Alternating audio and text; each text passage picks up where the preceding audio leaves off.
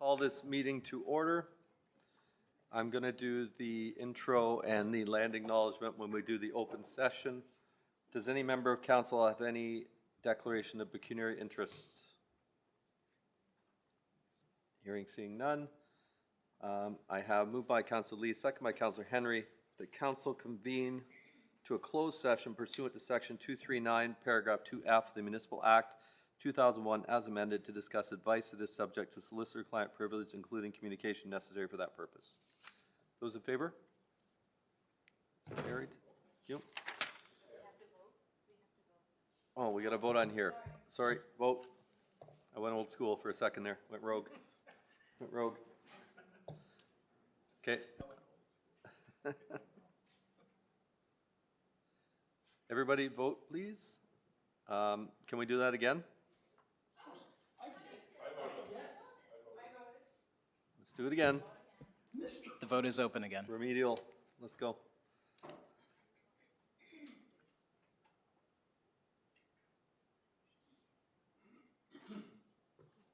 There we go. Okay, we are now in camera.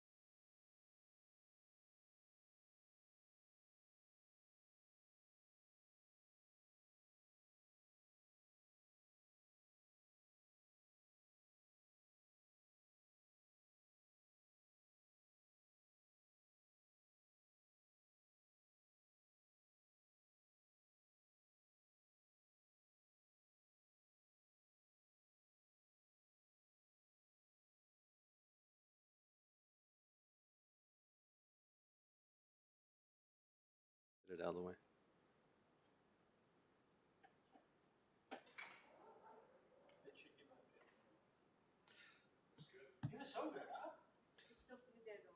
Yes, yes. Okay. Move by, the meeting is still in session. Moved by Counselor Tyler Moore and second by Counselor Henry that all directions approved during the closed session be ratified. Open the vote, please.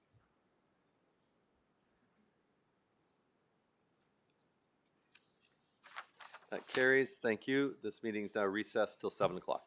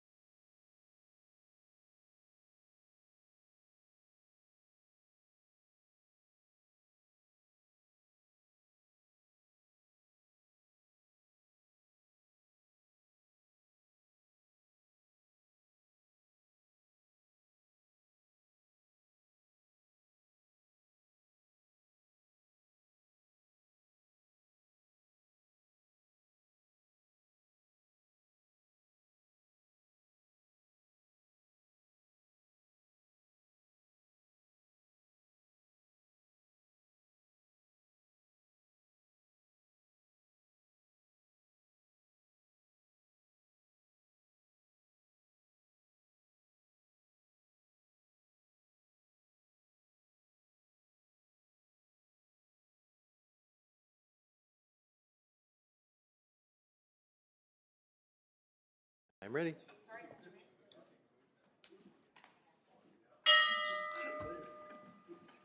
Thank you. Please be seated. Council's in session.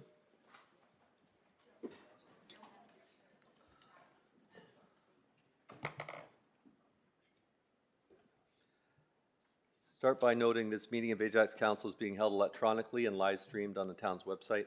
All members of council in attendance are participating by audio and video teleconference, and town staff are available throughout the meeting if council members have any questions on the agenda. For members of the public watching from home, please bear with us if we encounter any technical difficulties throughout the meeting. I'll now call this meeting back to order. Begin by acknowledging that the land on which we gather is situated within the traditional and treaty territories of the Mississaugas, more specifically the Mississaugas of Scugog Island First Nation, signatories of the Gunshot Treaty of 1788 and the Williams Treaties of 1923. This land is and will continue to be home to Indigenous peoples. Let us acknowledge the mistakes and traumas of the past through authenticity and support truth and reconciliation. Let us engage and celebrate Indigenous communities by being leaders of action and acknowledging the United Nations Declaration on the Rights of Indigenous Peoples and the Truth and Reconciliation Commission's recommendations towards truth and reconciliation. Let us keep these principles close as we continue towards truth and reconciliation and as we move forward with kindness and respect as a community.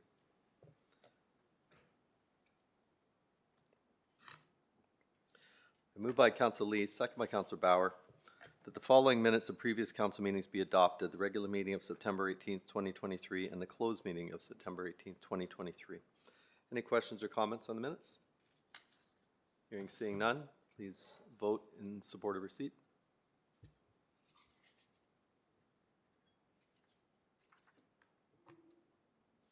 That is carried. Mr. Clerk, have any questions been submitted as far as question period? Mr. Mayor, there have not. Thank you. Moving on to delegations, we have two delegations, two public meetings tonight. First is Autism After 18, Supports for Those Aging in Place at Home with Family. Judy Hanson, CEO, Autism Home Base, Durham, Inc. Julie, please come forward. You have 5 minutes.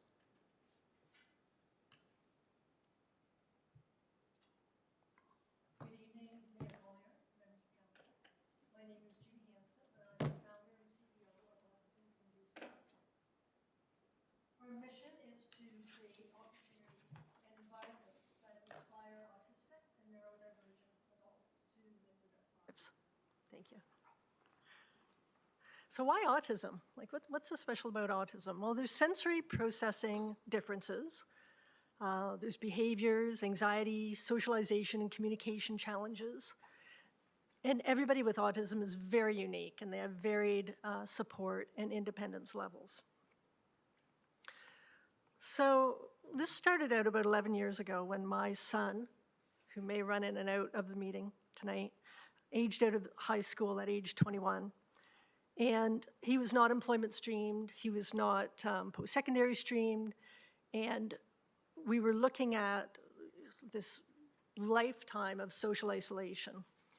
And there seemed to be this big focus on, planning for your death and estate planning and wills planning, but there's decades, we hope, in between when our kids age out of school and when we're going to need to realize our estates. So we talked to a group of families and said, well, why don't we just get out of the house and use the amazing social and rec facilities that are already out in the community. And about half of us were not leaving the house out of risk of embarrassment or because risk of failure. We've been failing for 20 years. It was easier to stay at home. And also, there just wasn't really anything we were interested in. I could take my son to something that was sort of for his benefit, but I'm sitting on a bench for the rest of my life. Or I could go to something, but I need to bring in respite to stay with him so that I can get out of the house. So there wasn't really anything sustainable for life. Then we asked, what do we need to be successful if we want to be out in the community? And about 90% of us said it needs to be a real small group. We all wanted to be physically active. We noted the request for regularly scheduled activities. So those one-offs, like it's Wonderland Day for people with autism, wasn't really helpful for us because we have to go so many times before we get good at going to Wonderland. We were looking to get out of the house a few times a week for a couple hours at a time. That was our big goal, and it doesn't seem very lofty. So we all chipped in $100 and pledged 10 hours of volunteer time. There would be no other program costs because we were all going to volunteer in various capacities. We wanted it to be high-quality programming, so we would hire professional venues and we would professional facilitators, and we would work with community venues. So there's no support staff, and that's why we're sustainable. The family caregiver participates alongside our adult child. So here, I'll just blow through some photos real quick.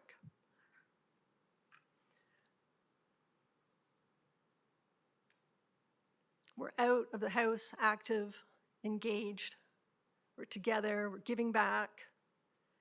We opened a hub in Clarington in January 2020, and it was a place that we could come together and have a consistent environment. It's not program time, it's organic, so we can network and talk to other families. It's a place where we really feel that we belong. So we build on shared interests. We really value that whole family approach. We promote parity, so we're all members. There's no sort of staff and client hierarchy. We developed these small social pods, which really came out of COVID, and we found out that when we were in a small group consistently week after week for a number of hours, we were able to create these really deep, sustainable connections. And we know that caregivers count, and we want to serve caregivers as well, not just because it makes us better caregivers when we're out of the house and active and healthy, but also because we have value as human beings as well. And this is what some of our members tell us.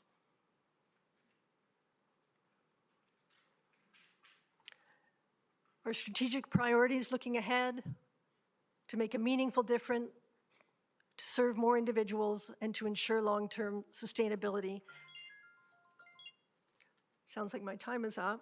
I just wanted to very, very quickly, if I may, Mayor Collier, thank the town of Ajax, the staff, Chris's staff, Brooke and Andrew. In a world of people who give you reasons why something won't work or can't work, Ajax has just made that happen, and we've got a new partnership, and we're in Ajax every Thursday at the McLean Center. You had about 20 seconds to go. Oh, boy. Thank you. Any questions on the presentation, Ms. Hanson? Councillor Henry. Thank you, and thank you for your presentation. You might not see eye contact with us all the time, but we have the presentation on our screen, so we don't always look up there. We look here to see it. It was very moving, and congratulations on the success with it. Question being, how much room for capacity do you have moving forward? Well, we recognize, and it was a big topic of discussion at our last strategic planning, that our ability to scale and replicate is somewhat limited. The Ajax partnership is a pilot for us. We want to know how we can better work with municipalities and other agencies so that they can develop programming that's inclusive for neurodivergent individuals. And we see that as our way through our big our BHAG goal for anyone who's over 50. Our big, hairy, audacious goal is to take our model to every municipality in Ontario and to work with agencies and show them how easy it is to develop a safe space in their rec centers. We take our Zen Den, our sensory tent to community events. So that's how we really see scaling. And are you also doing some work with the folks at the Ability Center in Whitby? I mean, not really, no. My son doesn't fit into any of the programming at the Ability Center. We could go there and have a membership, but it's a little bit expensive for us. They do have a great program there, the Thrive program, but ours is different. That's like a day program that you pay. It is fully funded for them, and then the families pay a per day cost to send your child there. Ours is really meant to get the caregivers alongside our kids out of the house so that we're working together. A little bit of a different formulation. Absolutely. There's a focus on respite about being, for me to have respite, I need to be away from my son, and I find that like it just doesn't work. I just can't make that work in my brain. Sometimes that creates further anxieties. It's not respite if the whole time I'm out, I'm wondering if he's okay. Yeah. And it costs twice as much, and we want to do stuff together. We want to live these organic, fully active, beautiful lives together, but we need to do it with other families. If I go alone to a rec center, we get all kinds of helpful advice or, angry comments or well-meaning comments. But when there's a group of us that are at the rec center together, all of a sudden we're the majority. And it's a very powerful feeling, People are looking at my son, smiling, going, oh, he's so happy today, instead of like, what is his deal, Yeah, it's a different world. It's a different world. 100%. Well, congratulations on the success of this. Maybe we'll see you presenting. I won't because I'm not at the region, but maybe others will see you presenting at the region at some time moving forward. And if there's a website, is there a website you want to share? Yes. Yeah, autismhomebase.com. We're on Facebook and Instagram. We're also having, I think I was supposed to mention this, we're having an open house, and we're really hoping you might pop by this Thursday at the McLean Center at 11. It's very cash. We'll have, it's just a chance for you to meet some of our families, some of our staff, and hopefully the McLean Center staff will come in and enjoy the space as well. That's wonderful. Well, thank you. That's the end of my questions, and thank you for the presentation. Thank you. Thank you. Councillor Bauer? Thank you, Mayor Collier. Thank you so much for your presentation. Very nice to meet you and see you here today. Thank you for coming. My question, and I'm sorry if you did mention it during your presentation, I just wanted to ask you about on page 6, when you had the survey for barriers to participation and factors for success. Who took that survey? Where did that come from? What did you discover that maybe you didn't already know? Well, so that was about 10 years ago when we were just starting out, and it was before we had recruited a board, it was before we had registered as a charity, and I had led the survey, but it was around, like maybe 40 families that we knew through high school. And we had met as our kids were in high school going, what are we going to do after high school? And we didn't have an answer. Right. My son had been out of high school for 3 days, and I was sitting on a park bench watching him on the swings, thinking, I need a better plan for the next 50 years.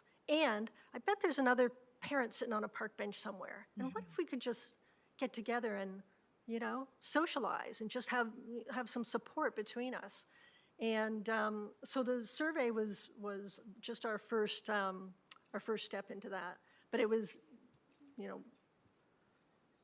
for sure, like under 50 people responded. Yeah. Okay. Okay, very interesting. Thank you. Thank you for being so forward-thinking and proactive for your son. Oh, my pleasure. Thank you. That's it. Thank you. Thank you. Councillor Crawford?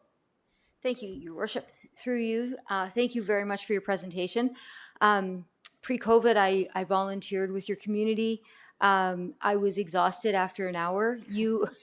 Your families have resilience that no other family can actually even fathom. So I take my hat off to you. Every day you deal, with your circumstances that you have to deal with. And I just know for the hour that I volunteered, it took me like 2 days to get over it. It was just, you're on all the time.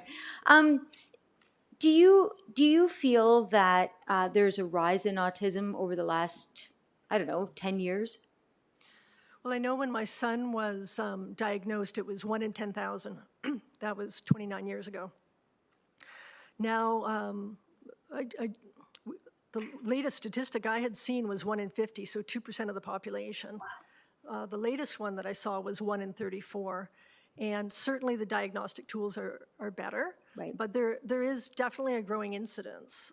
And folks that maybe wouldn't have been diagnosed previously and would have just spent their lives feeling like they didn't fit in or they weren't right or,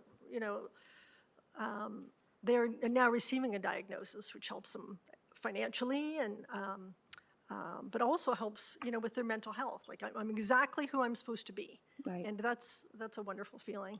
Yeah, thank you. I'm really happy to hear that the McLean Center has worked out for you, and I'm looking forward to coming by and taking a look at what you're doing there. Oh, Thank you. great. It'd be great to see you. Councillor Lee. Thank you, Chair. Thank you so much for the presentation. I think it was last term, this council had passed a motion asking the province to support, kind of on the other side, parents with autistic children, and kind of because they changed the funding model, if I'm not mistaken. Is there any kind of provincial funding provided to, the older autistic demographic? Wow, thank you so much for asking that. So our kids are on ODSP, so they get about $10,000 a year. The minimum passport funding, so passport is a discretionary fund that you, as each family, can apply for. That's $5,000 a year. There's a bit of a wait list, but I feel like people are getting on it. So essentially $15,000 to, For any sort of support whatsoever? yeah, and including your food and shelter. And is it fair to say that you would absolutely spend more money than the $15,000 that is currently being provided to you? It's just the craziest thing. Not only does it cost more, and not only do we have to provide for our kids until the end of their lives, I had to stop working 15 years before I would have liked to be his full-time caregiver. So I'm not contributing to CPP. So, I have less to provide for myself with, as well as, trying to plan for his future. So we, in our strategic plan, we're really focused on sustainability. We're working with the province. We feel it falls squarely under the Ministry of Health's new strategy. And also with the mental health, we know that 70% of autistic individuals have mental health challenges as well. So there's a pocket of funding under that. As well, community and social services, which we can't seem to crack that nut, but if my son, when my son eventually goes into care, and hopefully, I'm a little old lady, which I realize is not that far from now, but it'll cost them $1 million a year to give him 24/7 care, food and shelter and staffing. Well, he's home with me. It's saving the government millions of dollars a year. Me and 100,000 other Ontarians. And so we're saying, can you give us a little bit of funding? Because right now, this whole endeavor, this whole Autism Home Base and our growth and our plans, it's all, built on the backs of families who are, some days just getting through the day. And boy, if they could just, give us a little bit of core funding, something to cover our rent, our audit, everything that a registered charity needs to do to be accountable and transparent, but no project grants will fund that. So we have to fundraise for it. So now we're caregivers and fundraisers and program leaders. It's a lot.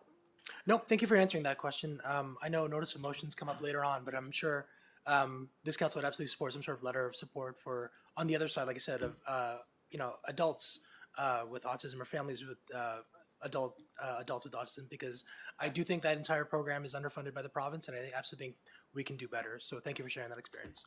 Thank you, Chair. You're welcome. Any further questions from members of council?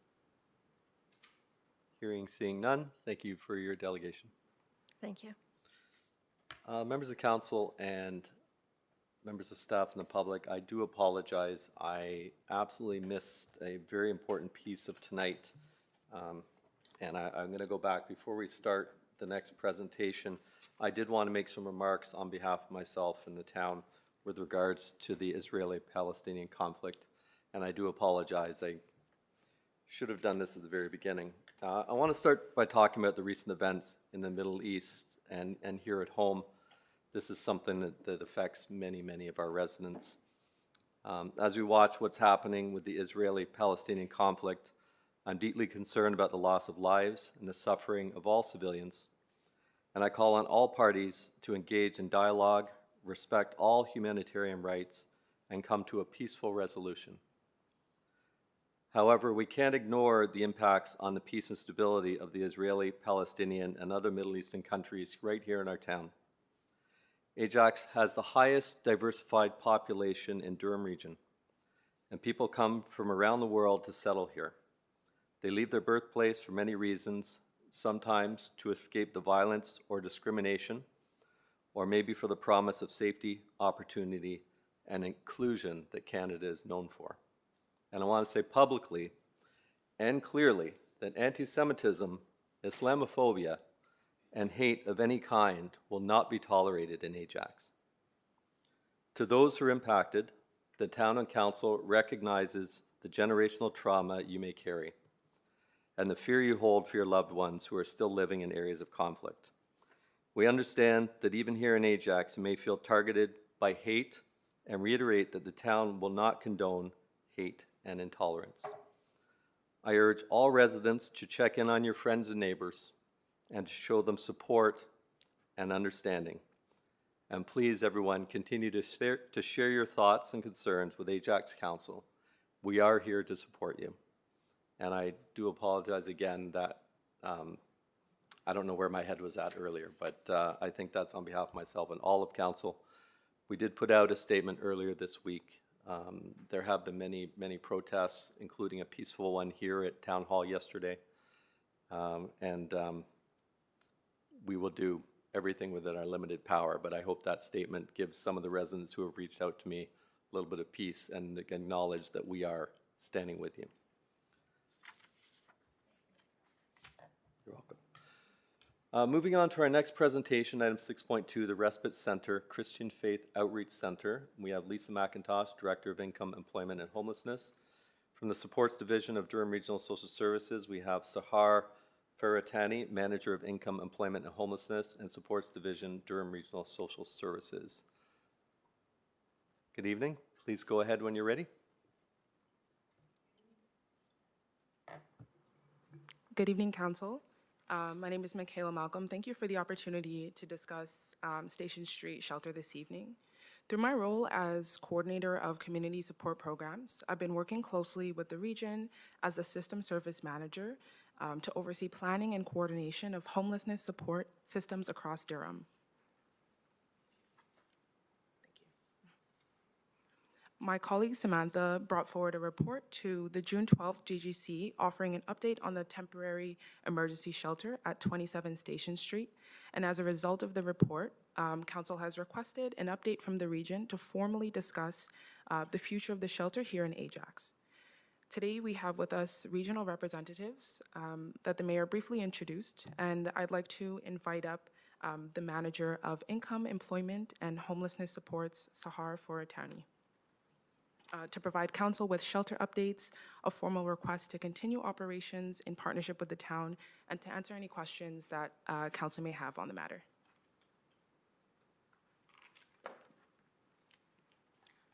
Good evening, Mayor and Council members. My name is Sahar Fortani, and I am the Service System Manager of Homelessness with Durham Region. I'm here tonight to provide an overview of some of the incredible work that the Christian Faith Outreach Center has been doing for the homelessness population here in Ajax. Today I'll be providing an update on Doors of Compassion shelter with a focus of 27 Station Street. This is a little bit of stats on 27 Station Street. Since January 2023, 222 individuals have been provided a safe place to sleep. Doors of Compassion has been able to maintain an operating capacity of 96.7%. This has meant that all beds have been fully occupied for a total of 230 nights. Doors of Compassion has had a total of 612 visits, with an average of visits being 2.9 per person. The average length of stay has been 37.8 per night. All shelter users have been paired with a patron relation advocate who develops individualized case plans for these individuals to seek support with medical care and things such as connecting with their family members.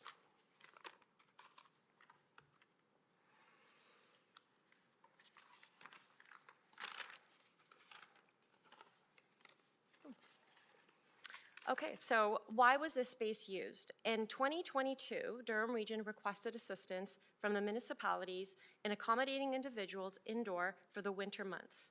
Ajax proposed utilizing the available space at 27 Station Street. This space was empty and abandoned, and now it helps shelter those experiencing homelessness. This was first established as a winter warming center and since has remained open to support those that are suffering from the homeless population. It helped to provide a safe place for these individuals to sleep who would otherwise be exposed to extreme weather conditions. Since then, it has integrated with Doors of Compassion, which allows a total of 50, which is 30 temporary beds and 20 shelter beds for people to sleep in a safe place.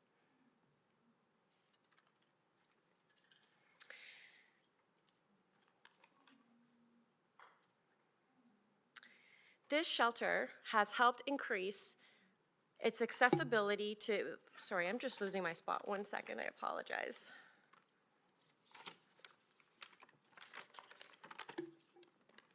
Okay.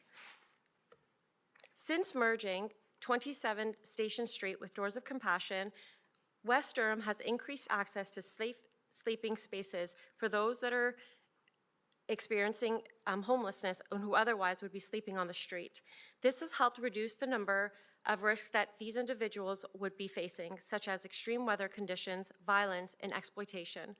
This vulnerable population has increased access to basic needs such as food, shelter, clothing, and washroom facilities. Once connected with the shelter, users have easy access to support services that include healthcare, mental health, counseling, addiction supports, Ontario Works, Housing First case management that is all available through the hub. The shelter users feel a sense of connection, a sense of belonging to not only within the community, but with those others within their community. This space has helped reduce the criminalization of homelessness and help provide harm reduction services. Having access to medical supports on site has helped improve public health outcomes by reducing the number of hospital visits. This partnership has helped develop a stronger relationship between service providers, the town of Ajax, and Durham Region. The homelessness system continues to enhance our services from within.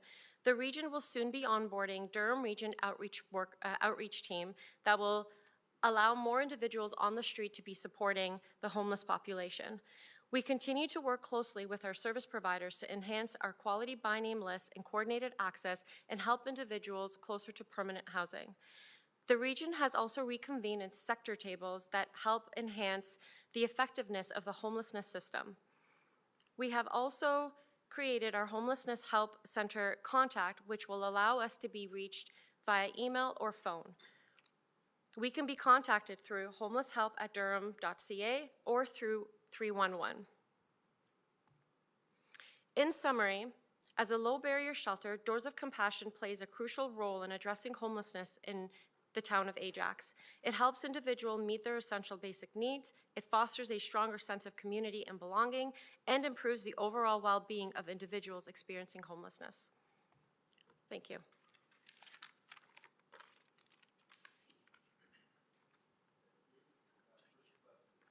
First questions from Councillor Crawford.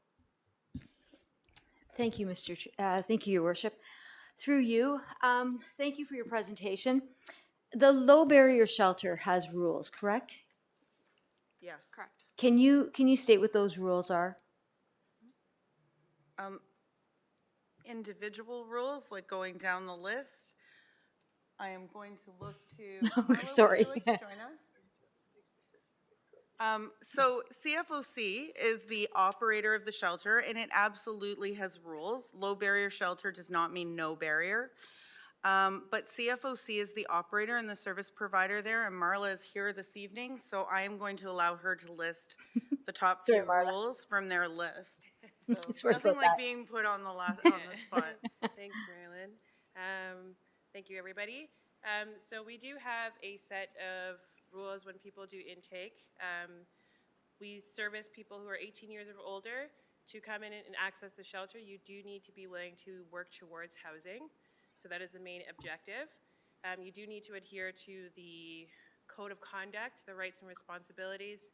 So you are expected to surrender any medication to the staff, property, which would include any weapons or anything that could be used that's sharp, has to be surrendered and placed with the staff. You do have to, sorry, I'm a little bit on the spot, so you do have to be willing to, when you do come into the shelter, they do surrender to a non-touch search, so they have to empty their pockets. We are not a facility. No shelter in Durham Region is a facility where you can use substances on site, so you cannot use substances. Any harm reduction supplies do have to be stored. If you are leaving the premise to go off premise, then you can access some of these things upon departure. Any illicit substances are discarded and or destroyed upon intake. And you do have to respect your fellow neighbor. So we do not tolerate discrimination, racism of any kind, or violence. Those things are immediately distancing. And those are the basic rules and guidelines for any individual. There are a few more that are coming to I mind. think there's a time, is there a time limit? They have to be in by a certain time? Yes, so curfew is at 10 p.m. Right, okay. Thanks, Marla. I appreciate that. Sorry for putting you on the spot. For me, I'm happy to hear about the amount of stays that have happened at both the respite and the shelter. I think what we're finding the issues are the people that are not going into the shelters, that are problematic around the area, after the hours. So the by name list, I think, is at 350. Is that correct? Yes, and the by name list is also the list of individuals who've signed up and provided consent to receive services within our system. We know that homeless population and activity that are on the streets is significantly higher than the numbers on the by name list. And on the by name list, only a fraction of those names are really ever going to be able to be in the shelter or want to be in the shelter, correct? There is a triage system, so depending on the individual and how they're linked on the by name list, they may receive a housing first support and go directly from where they're couch surfing, they could be in a car, they could be directly on the streets. Then they would be transitioned into the right type of housing or support service for them individually. So I'm gonna ask you, Lisa, a question around policing, and I realize you're not the police expert. I realize you're not the police, but some of the comments that I've heard is that whether it's a business owner or somebody that is managing a store or in the stores, that they see drug use happening on a regular basis, whether through drug dealers or just the use of drugs. And the police don't seem to have any control or want to come out or around. So can you speak to that at all? And maybe you can't, and that's fair if you can't, but I think at your Live with the Mayor, the chief is going to be there. Okay, so maybe I'll just ask the same question to him. But can you speak to that? So I definitely cannot speak for Durham Regional Police, but I can speak from our experience with partnerships. Everybody is working very hard in human services and health services, and that includes Durham Regional Police, in working with and supporting populations who are unsheltered and those who are vulnerable. The opioid crisis and housing crisis are not in a good place, and that's why they're considered crises at this point. And mental illness. And mental illness as well. all of those pieces come together, and really we are looking at bigger systems that need to be addressed, and that would be the justice system, the mental health system. Those acts drive the work that we're seeing out on the streets. And so we can work really hard to support people and communities to be well with the tools that we have frontline. Okay, fair enough. Okay, that's my questions for now. Councillor Tyler Moore. Thank you very much, Your Worship, and thank you for the work you do. I say it every time, every single day. We're talking about it tonight, but this morning you were there and tomorrow you'll be there and onwards.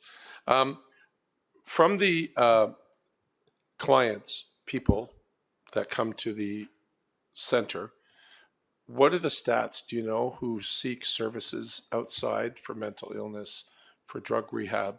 Do most people just come in and out? Or, you don't have a lot of connections with them, or do you know that stat? If you're talking CFOC specific, we would be able to pull some stats specifically for that site. But it's really important to understand that homelessness is affecting us on a system level, and that's across the region.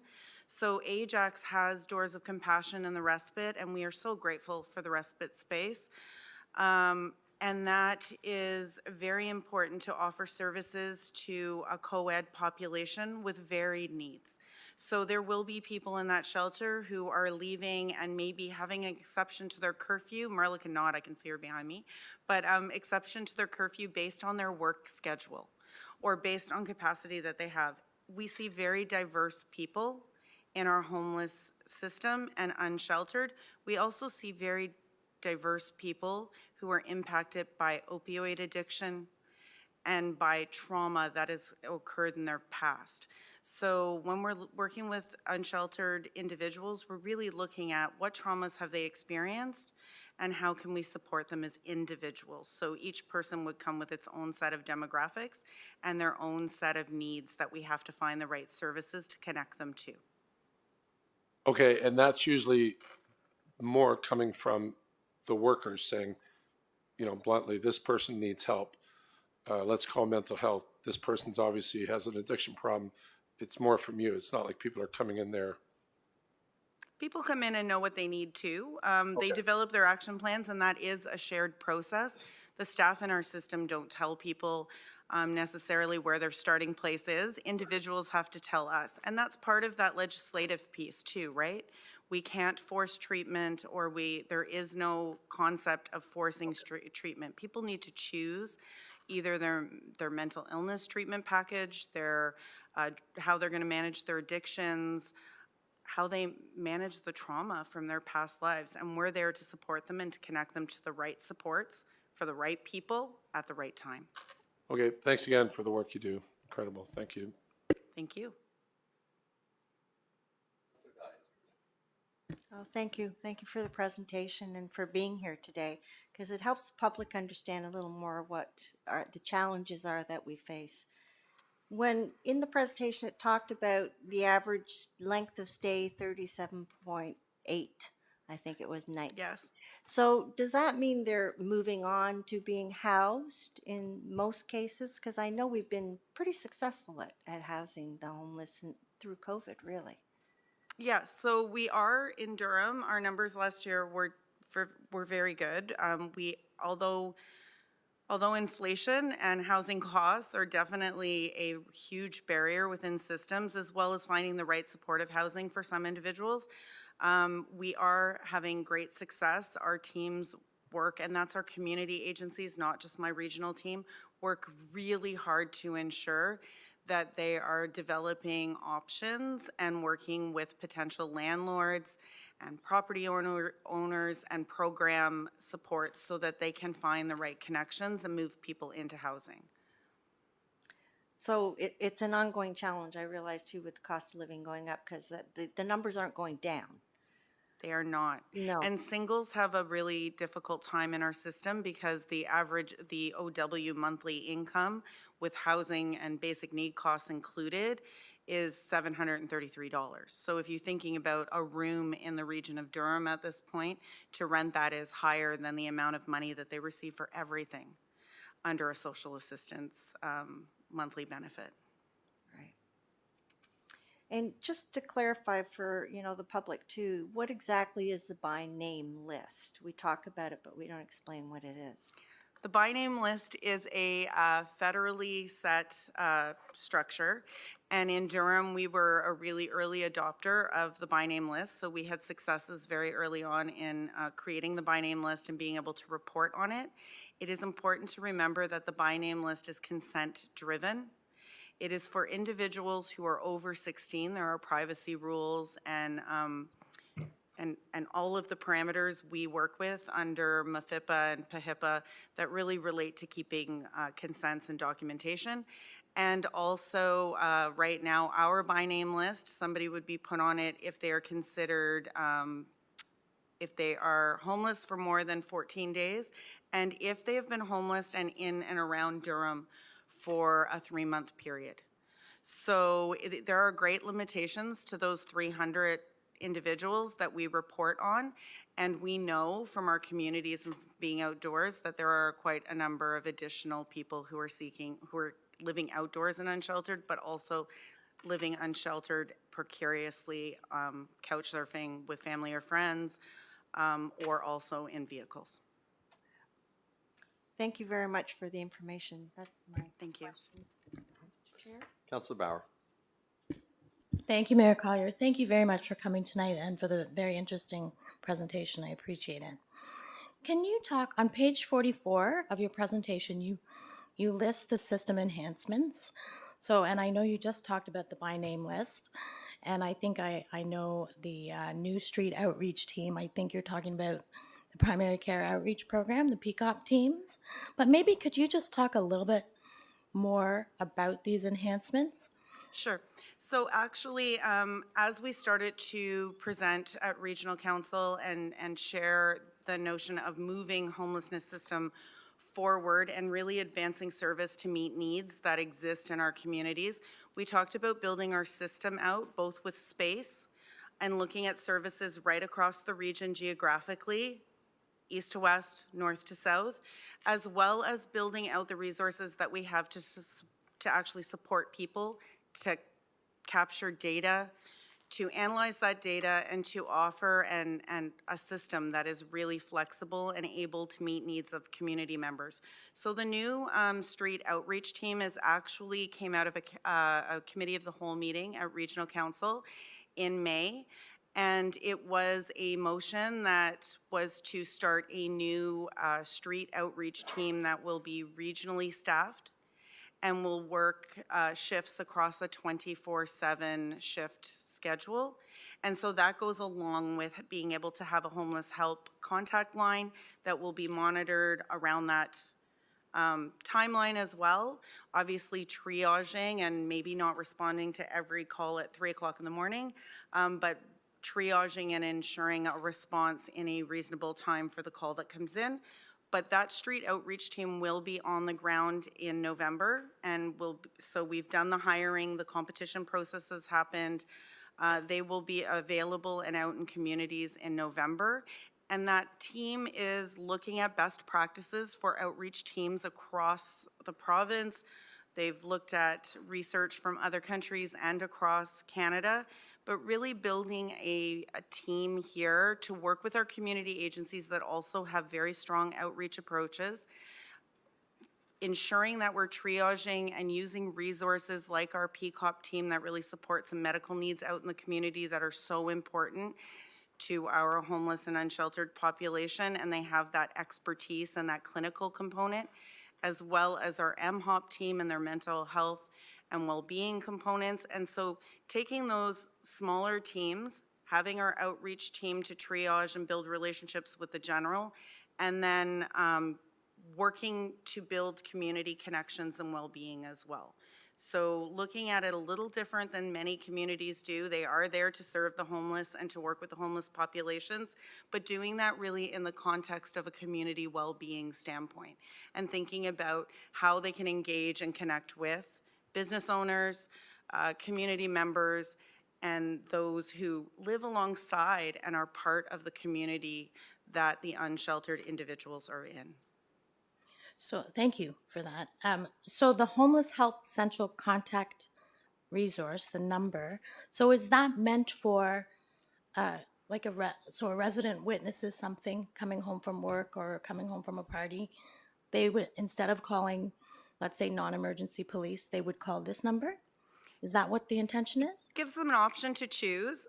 So we've already started receiving emails to the homelesshelp@durham.ca email.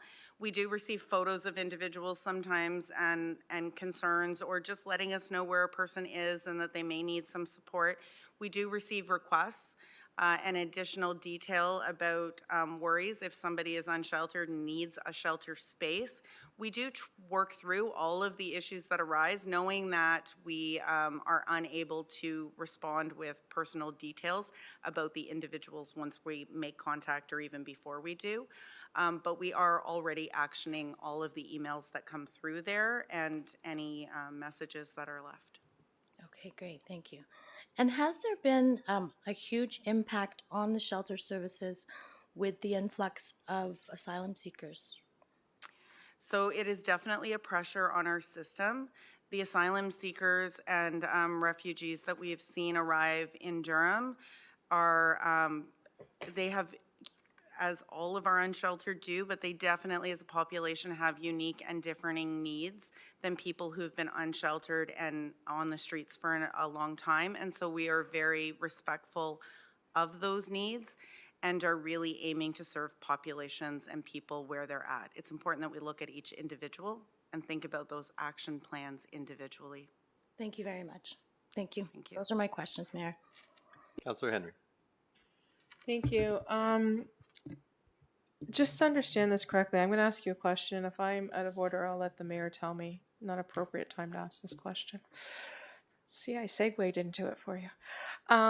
So my understanding is that there are no drugs on site at the shelter, correct? Respite shelter. So in all of our shelters, we do not do, like, there's not a, the search that is completed as people are coming in, there is not to be, like, any illegal drugs are taken away. And what about sharps, needles? So there would be, there are harm reduction supplies on site in our shelters, in our hubs, and in our service delivery models. So can you explain a little bit more about this to me? Because are they, if I'm a client of your shelter and I'm coming in and I have a needle on me, a sharp, what do you do with that? So those items are stored. I'm just referring back to what Marla said a little while ago in her information. So they are stored. Individuals can access them when they are leaving the shelter if they are harm reduction materials that are accessible to people in general. So if it was, yes, if it's sharps or alcohol swabs, things like that, you would be able to access those and take them with you if you're leaving. As you left. So if I'm a client, I speak of me, I'm coming to the shelter, I have a needle on me, it's been used, not clean.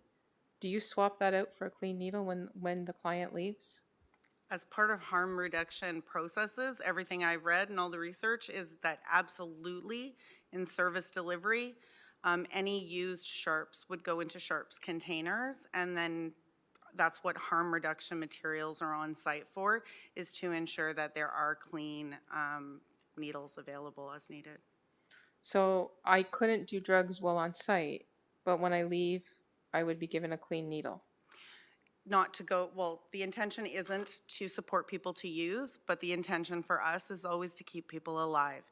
And I can only refer back to the opioid presentations that we have seen at Health and Social Services and at Council, where this conversation is had, and that is a public health mandate, and that is a provincial health mandate, that we support harm reduction to deal with many of the things that roll out alongside the opioid crisis. So it doesn't mean that we're saying please go use, but it does mean that part of the role is to keep people alive so that when they are ready to address their addiction issues, they are in a place to do that. And would that mean that if I also came with drugs on me as well, and that was taken at point of entry, then on point of exit, I would be given back said drugs? Illegal drugs, and again, referencing Marla's presentation, but what I know from intake and processes within our shelters, illegal drugs are not kept and returned. Are not kept and returned. No. They're disposed of. Yes. They're destroyed. And it would be agencies that would provide the supplies. The shelters don't give them. Oh, and our harm reduction agencies provide the supplies. Not, okay, Yes. okay. Thank you for that. Further? I have a couple. I just want to follow up a little bit on the potential of some of the homeless being displaced by refugees or asylum seekers. We had a huge influx. First, do you know the number? I think it was in excess of 500 at one point. Yes. The region is now keeping in motels, hotels, other places. Do you know that actual? So asylum seekers, we are supporting approximately 300 asylum seekers in shelter. Do you know of those, how many of those are actually, I'll say registered, that's probably not the right term, with the federal government, that the federal government has brought in and is supposed to be producing IHAB funding for? So we are always working with the asylum seekers who arrive on their paperwork and ensuring documentation is moving forward. And we support them from a standpoint of the services that are available to them as asylum seekers. As the region, we are working on ensuring that we secure the funding that's necessary from the federal government to support programs. But when they come in, surely you ask and you can identify of the 300, which are, I'll call it documented and which aren't?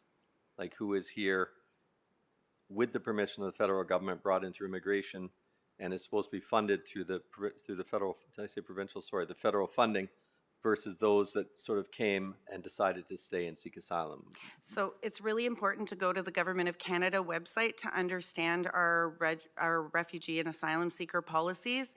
So you are able to land in a airport and claim asylum status. So that is a very complex process, and I would suggest that anyone looking for more information on refugee status or newcomer status to Canada really reference the Government of Canada website to gather that information. That wasn't my question, and I've been given this information by the region before, so I know you have it. Of the 300, do we know how many are here that did what you said, claimed, or those versus the ones that actually applied, came in with the permission of the federal government, and the federal government is supposed to be supporting? Yes, the majority of ours are asylum seekers. Okay. Yes. So outside of the federal funding envelope. Okay, and the IHAP funding.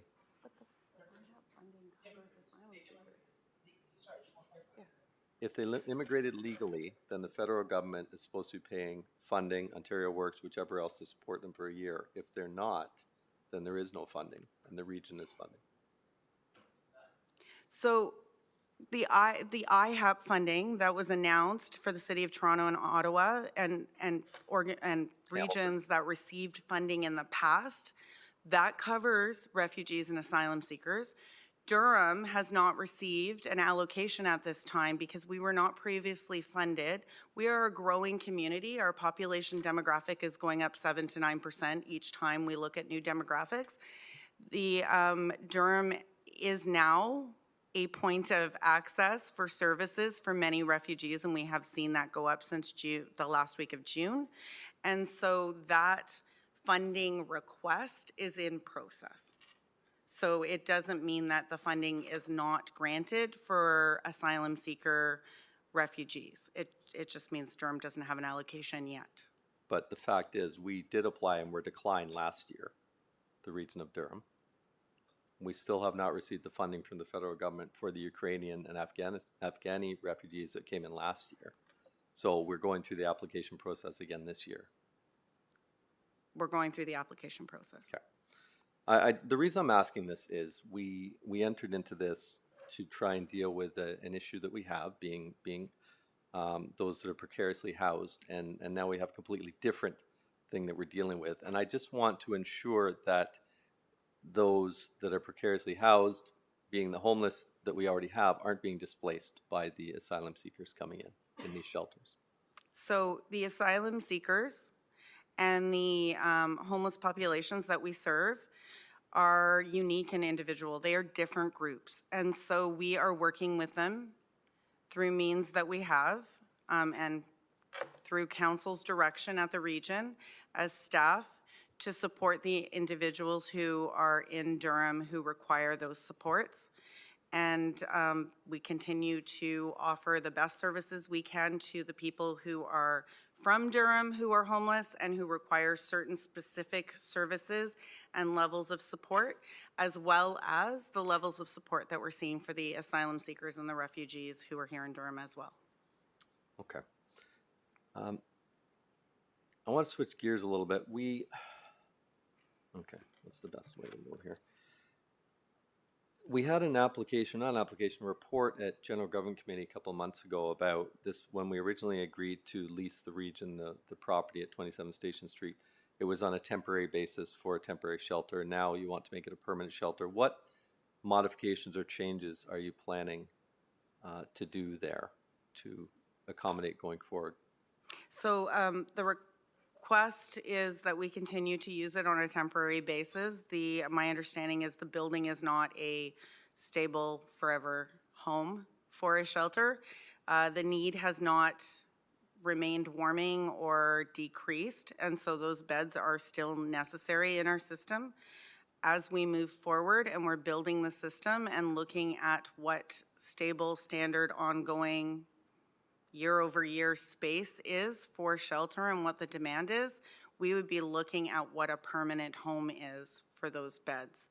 Right now, we are looking at doing some landscaping as we move forward, and really looking at doing some temporary outside sort of fencing that was considered at meetings. But other than that, we are not looking to make a presentation center shelter into a permanent home. Okay. But when we were asking for space last year and you guys came forward, for sure it was desperately needed, and it is still needed. So I guess, just in a different way to ask the question, are you looking for a more permanent location? We are consistently looking at building out the whole system of space. So yes, we are always looking for space and how that's going to fit into the budget requests that come forward to regional council, how it works in our homeless system plan, and what is needed. And we're doing that really actively this year. This is the first year, and I know I've said this at regional council, so I'm pretty safe to say it here too. This is the first year that we've seen a solid investment increase, both from the provincial level and then at regional council, to be able to support the homelessness demands. And we're speaking in context of the actual crisis and how it's impacting communities in the region. And that solid statements of we have a crisis and we need to work with the individual municipalities to be able to bring together a system of service for Durham. That's been a consistent statement this year, and that's been what's been supported. So hopefully moving forward, we will be looking at building out that consistent system of permanent services that have the right space, the right on-site options for programming and program rooms, like actual showers and shower facilities where they need to be, and proper dining and meal capacity within our buildings. So Durham's homelessness system is in its infancy, and so we're looking for support from all of our municipalities to help move that along. So we do see differences in our communities. Okay. Yeah, I think we can all agree that's not the ideal location. We've had a number of issues, and I just want to ask a few questions about that, because I see Ms. Stanos Papacostantino behind you, who probably heard me speak in May when we had a discussion about regional funding to assist Oshawa with some of their costs that they're experiencing, and which I supported, because this is an important thing. And I gave some stats at that meeting with regards to some of our issues, and I have the updated ones here. So these are the stats from our library and the incident reports. In 2021, 10 throughout the entire year. 2022, 120. It's a significant increase. And so far this year, 130. So far. We still have a quarter of the year to go. So this is a growing problem. And I know that our costs as a municipality, not just for the library, but for security, cleanups, everything else we've had to do so far this year is $468,000. That's the cost of the taxpayers of the town of Ajax to just address some of the issues that's outside of the operation of the shelter. So my question to you is, I received verbal commitment at that meeting in May when we supported funding for Oshawa that this funding would be looked at and extended to other municipalities that are experiencing similar issues and costs.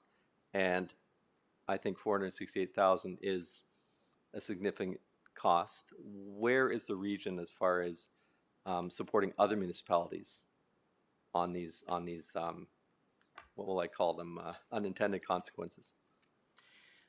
Good evening, Mayor Collier and council members. So thank you for that question. We are actually looking at a broader policy for security to support any of our municipalities who have a shelter or warming center and how we can support them for security purposes. So we are looking at that policy. We've taken it away. It's being looked at right now. So we'll come back to regional council with something broader because we recognize that that is an important piece for us to commit to, and it's important for the continued relationship as well. Appreciate that. And just because I'm a helpful person, I've had our staff put those numbers together for you. It's very And helpful. so we'll Thank you. provide those to you. Yeah, appreciate that. That's the end of my questions. I just wanted to follow up on one of Councillor Crawford's because I can speak on behalf of Durham Regional Police. And 30% of all our calls are not police related. They're mental health, their addiction, their homeless related. Just today, I sent another letter on behalf of the board to the province requesting funding for the Empath program in Ontario Shores. And we need those upper levels of government to really step up and help us address these issues, whether it just be housing or whether it be the whole wraparound services with the mental health and addiction, all those other helps. So yeah, police are normally the first ones called, but because there's so many different calls that they're not going to respond to everyone. So it's a bit of a challenge. Anyway, any other further questions from members of council? No, well, thank you so much for your delegation here tonight. Thank you. Thank you.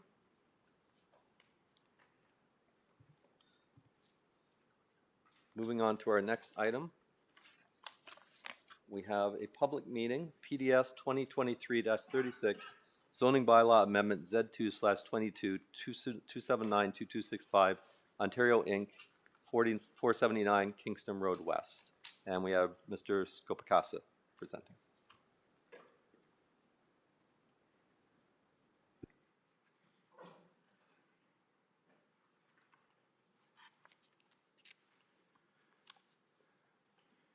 Good evening, Mayor Collier, members of council, directors, town staff, and members of the public. My name is Bruno Scopacasa, Supervisor of Development Approvals for the town of Ajax. Tonight's presentation will provide an overview of staff report for zoning bylaw amendment application Z222 submitted by 2792265 Ontario Inc. for lands municipally known as 479 Kingston Road West. The presentation will offer a synopsis of the site, its context, a summary of the proposal, land use planning context, and staff's recommendation of the application. Please note that this meeting will serve as a statutory public meeting.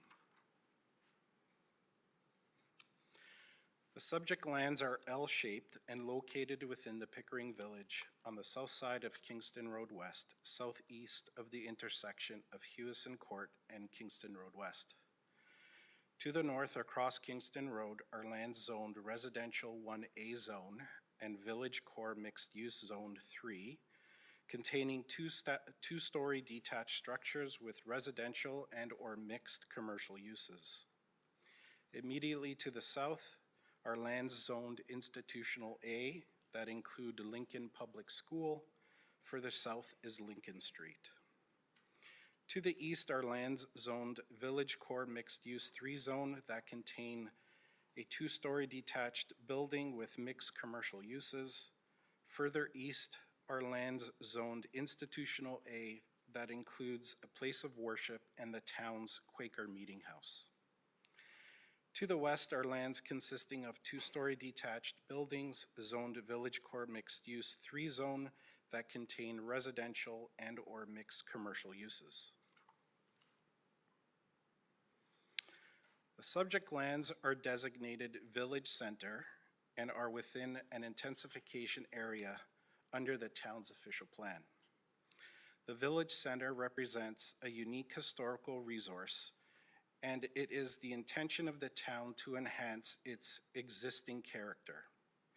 As such, development within the Village Center designation shall be compatible with existing development in terms of the design and scale of the historic small town characteristics of the Pickering Village, and support a range of service, commercial, retail, office, residential mixed use, and encourage cultural historical preservation. Section 3.4.1 of the official plan provides specific land use policies permitting licensed daycare facilities that are compatible with surrounding uses within all schools, residential, mixed use, and employment area designations. The subject lands are designated as a heritage property, being of architectural and historical value, and is known as the Wright Residence, one of the best-known early residents of Pickering Village. The property contains a 2-story building known as the Heritage House and a single-story building known as the Carriage House.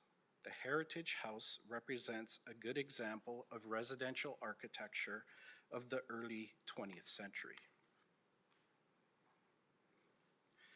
The subject lands are currently zoned Village Core Mixed Use Zone in the town's zoning bylaw.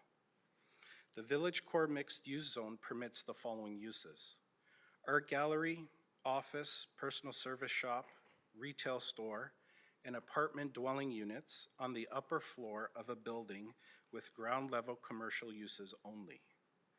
The current zoning does not permit a daycare facility. The proposed official plan amendment requests permission to add a daycare facility as a permitted use for the subject lands and establish a minimum parking supply of 18 parking spaces for the use of the daycare facility. To facilitate the proposed daycare facility on the lands, the applicant has also submitted a site plan amendment application to alter the site. This application proposes site grading and the construction of a retaining wall and a surface parking area with 18 spaces at the northwest portion of the site. Construction of outdoor children's play area at the rear of the main building, and the installation of walkways and other hard and soft landscaping features. No external modifications are proposed to the existing buildings or structures on the lands. The following reports and studies have been submitted in support of the proposal. The reports and studies have been reviewed by town and regional staff who are in concurrence with their results and recommendations. The proposed zoning bylaw amendment has been reviewed against provincial, regional, and local planning policy documents.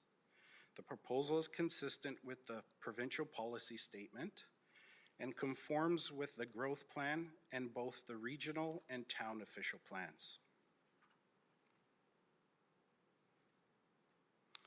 Staff have reviewed the submitted application and are of the opinion that the proposed daycare facilitates the efficient use of the subject lands.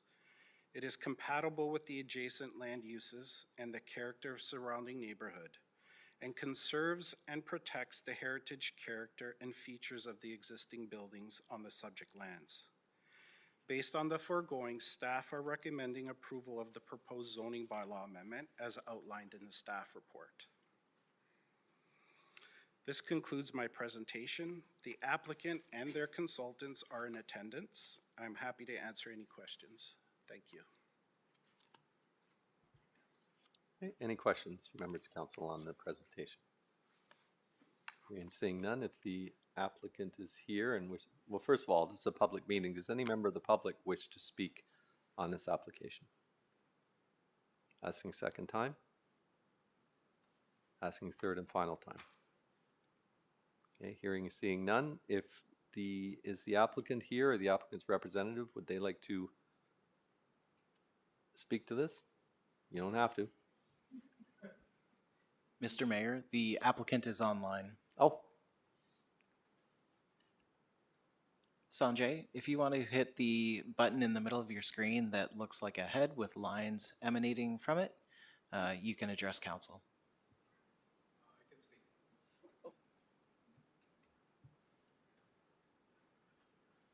Mr. Mayor and the council, hi, my name is Sanjay Mehta. oh, hi. You are not online. I am online as well. You can very simply just say, I support staff's recommendations. Okay, I do. Any questions to the applicant by members of council? Okay, see how painless that was? I have the motion here. Item PDS 2023-36 zoning bylaw amendment Z222 279-2265 Ontario Inc. 479 Kingston Road West. Moved by Councillor Bauer, second by Councillor Henry. That the zoning bylaw amendment application Z222 be approved and that the implementing zoning bylaw as provided in attachment 1 to this report be considered for approval by council at its meeting of October 23rd, 2023. Comments? Hearing, seeing none, time to vote.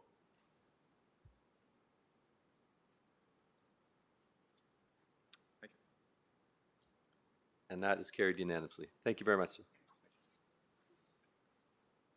Yeah, no questions is always good.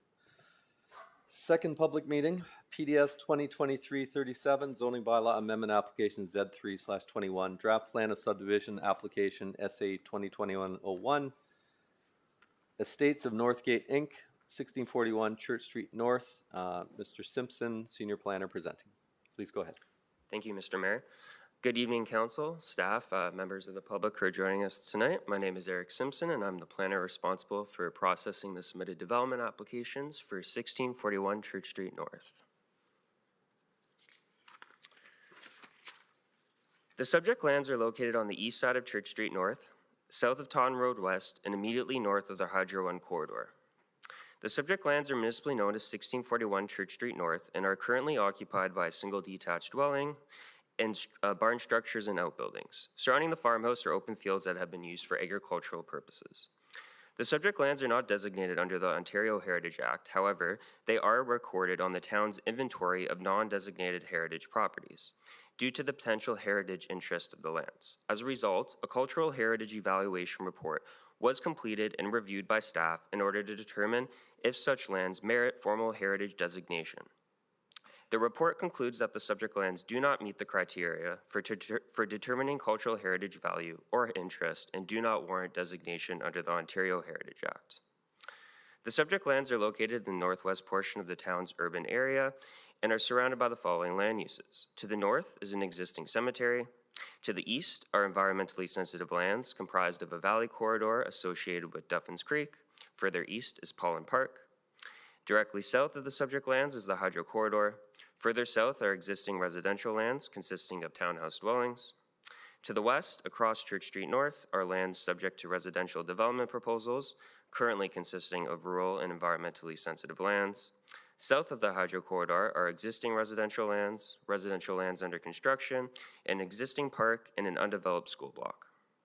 Portions of the subject lands are located within the Toronto and Region Conservation Authority, TRCA regulated area, as it relates to the environmental features associated with the Duffins Creek Valley Corridor.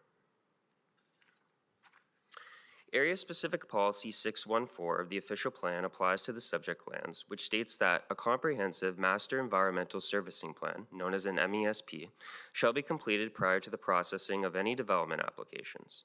Generally, the purpose of an MESP is to support large-scale development proposals within undeveloped designated greenfield areas. An MESP was completed for the area south of the Hydro Corridor, and an MESP was also completed for the west side of Church Street North, north of the Hydro Corridor. However, through consultation with the TRCA, it was determined that a specific MESP for the subject lands, or the east side of Church Street North, would not be required, provided that comprehensive reports and studies be submitted in support of the development proposal. Comprehensive engineering and environmental reports were completed for the subject lands to satisfy this requirement. The documentation addresses matters such as evaluating the natural features and functions of the area, establishing the limits of development, addressing the potential impacts of development on such features and functions, and providing servicing concepts in support of the future development of the lands. In order to provide a future development context of the surrounding area, a breakdown of the surrounding development applications and proposals is provided on the screen. The lands illustrated in yellow, number 1 on the screen, are the lands subject to the development applications considered by the Community Affairs and Planning Committee on October 2nd. Such applications were endorsed by CAP, and such decision will need to be ratified by Council. The owner of these lands, Coghlan Homes, also known as Cougs, has submitted zoning bylaw amendment and draft plan of subdivision applications to facilitate a residential subdivision consisting of single detached dwellings and street townhouse dwellings for a total of 221 dwellings. The lands illustrated in green, number 2 on the screen, are municipally known as 1564 Church Street North. The owner of these lands, Daste Investments Limited, has completed an initial pre-consultation process with the town and is also in the process of preparing their reports and studies for formal submission. The owner intends to submit development applications to facilitate the development of a residential subdivision consisting of single detached dwellings, a medium-density residential block to include condominium townhouse dwellings, and a park block. North of the Daste lands, illustrated in blue and as number 3 on the screen, is an unaddressed parcel of land. The owner of these lands has completed an initial pre-consultation process with the town for the proposed development of a residential subdivision consisting of single detached dwellings as well as street townhouse dwellings. North of these lands, illustrated in purple and as number 4 on the screen, is another unaddressed parcel of land. The owner of these lands has also completed an initial pre-consultation process with the town for the proposed development of a residential subdivision. This proposal is still in the early stages of plan formation. Through the initial review of the submitted development applications, conflicts regarding the implementation of a roundabout and road network coordination between the east and west sides of Church Street North were flagged for the applicant to address. Following this, Cougs submitted their development applications, and shortly thereafter, staff engaged in a pre-consultation application with Daste Investments Limited. Through the review of all 3 development proposals, the need for subdivision design and coordination led to various meetings with staff and the different owners and applicants. In accordance with the road system schedule of the official plan, a future roundabout symbol is identified within the vicinity of all 3 development proposals. In an effort to streamline development coordination, ensure a coordinated road network for the different development proposals, and satisfy the concerns of the different owners, the town agreed to the removal of a roundabout symbol provided that an administrative amendment be made to the official plan and subject to financial contributions being provided by all applicable owners in order for the town to secure for the future installation of a signalized intersection within the vicinity of the lands. As a result, Cougs, Lakeview Homes, the applicant, and Daste Investments Limited all submitted an official plan amendment. The zoning bylaw amendment application proposes to rezone portions of the subject lands to permit the proposed development. This is outlined in more detail later in the presentation. The draft plan of subdivision proposes to establish the necessary lots, blocks, and public right-of-ways to facilitate the proposed development. The approval of the draft plan of subdivision is subject to the applicant satisfying all conditions of draft approval to the satisfaction of the town and other agencies who have issued conditions, such as the TRCA in the region. The official plan amendment application proposes to remove the future roundabout symbol from Schedule C1 of the official plan as it relates to the future development of a segment of Church Street North, more specifically, north of the Hydro Corridor and south of Taunton Road West. This amendment was endorsed by CAP at the October 2nd meeting and will require Council's adoption. The proposed residential subdivision consists of lots for 175 single detached dwellings, blocks for 186 street townhouse dwellings, which includes traditional townhouses, double front townhouses, and back-to-back townhouses, an open space block, a walkway block, natural heritage system block, servicing blocks, public roads, and associated road widening and reserve blocks. A total of 361 dwellings are proposed. As the subject lands are in proximity to existing and proposed parks, as well as an existing town-wide park, Pollen Park, there is no park symbol identified on the subject lands in the official plan. However, an open space block is proposed within the northeast corner of the draft plan. This proposed open space block will provide an opportunity to provide a future pedestrian connection to Pollen Park from the proposed multi-use path along Church Street North. Lot frontages of approximately 9 meters or 30 feet and 11 meters, 37 feet, are proposed for the single detached dwellings. The single detached dwellings are concentrated within the middle and eastern portions of the draft plan. 3 different forms of street townhouse dwellings are proposed. Traditional townhouse dwellings that will have frontage on public roads, double front townhouse dwellings that will have frontage on 2 parallel public roads, and back-to-back townhouse dwellings. The traditional dwellings are proposed within the western portion of the proposed draft plan. These dwellings will have frontage along the proposed Street A, B, and C. The double front townhouse dwellings are proposed along the western limits of the draft plan, adjacent to Church Street North.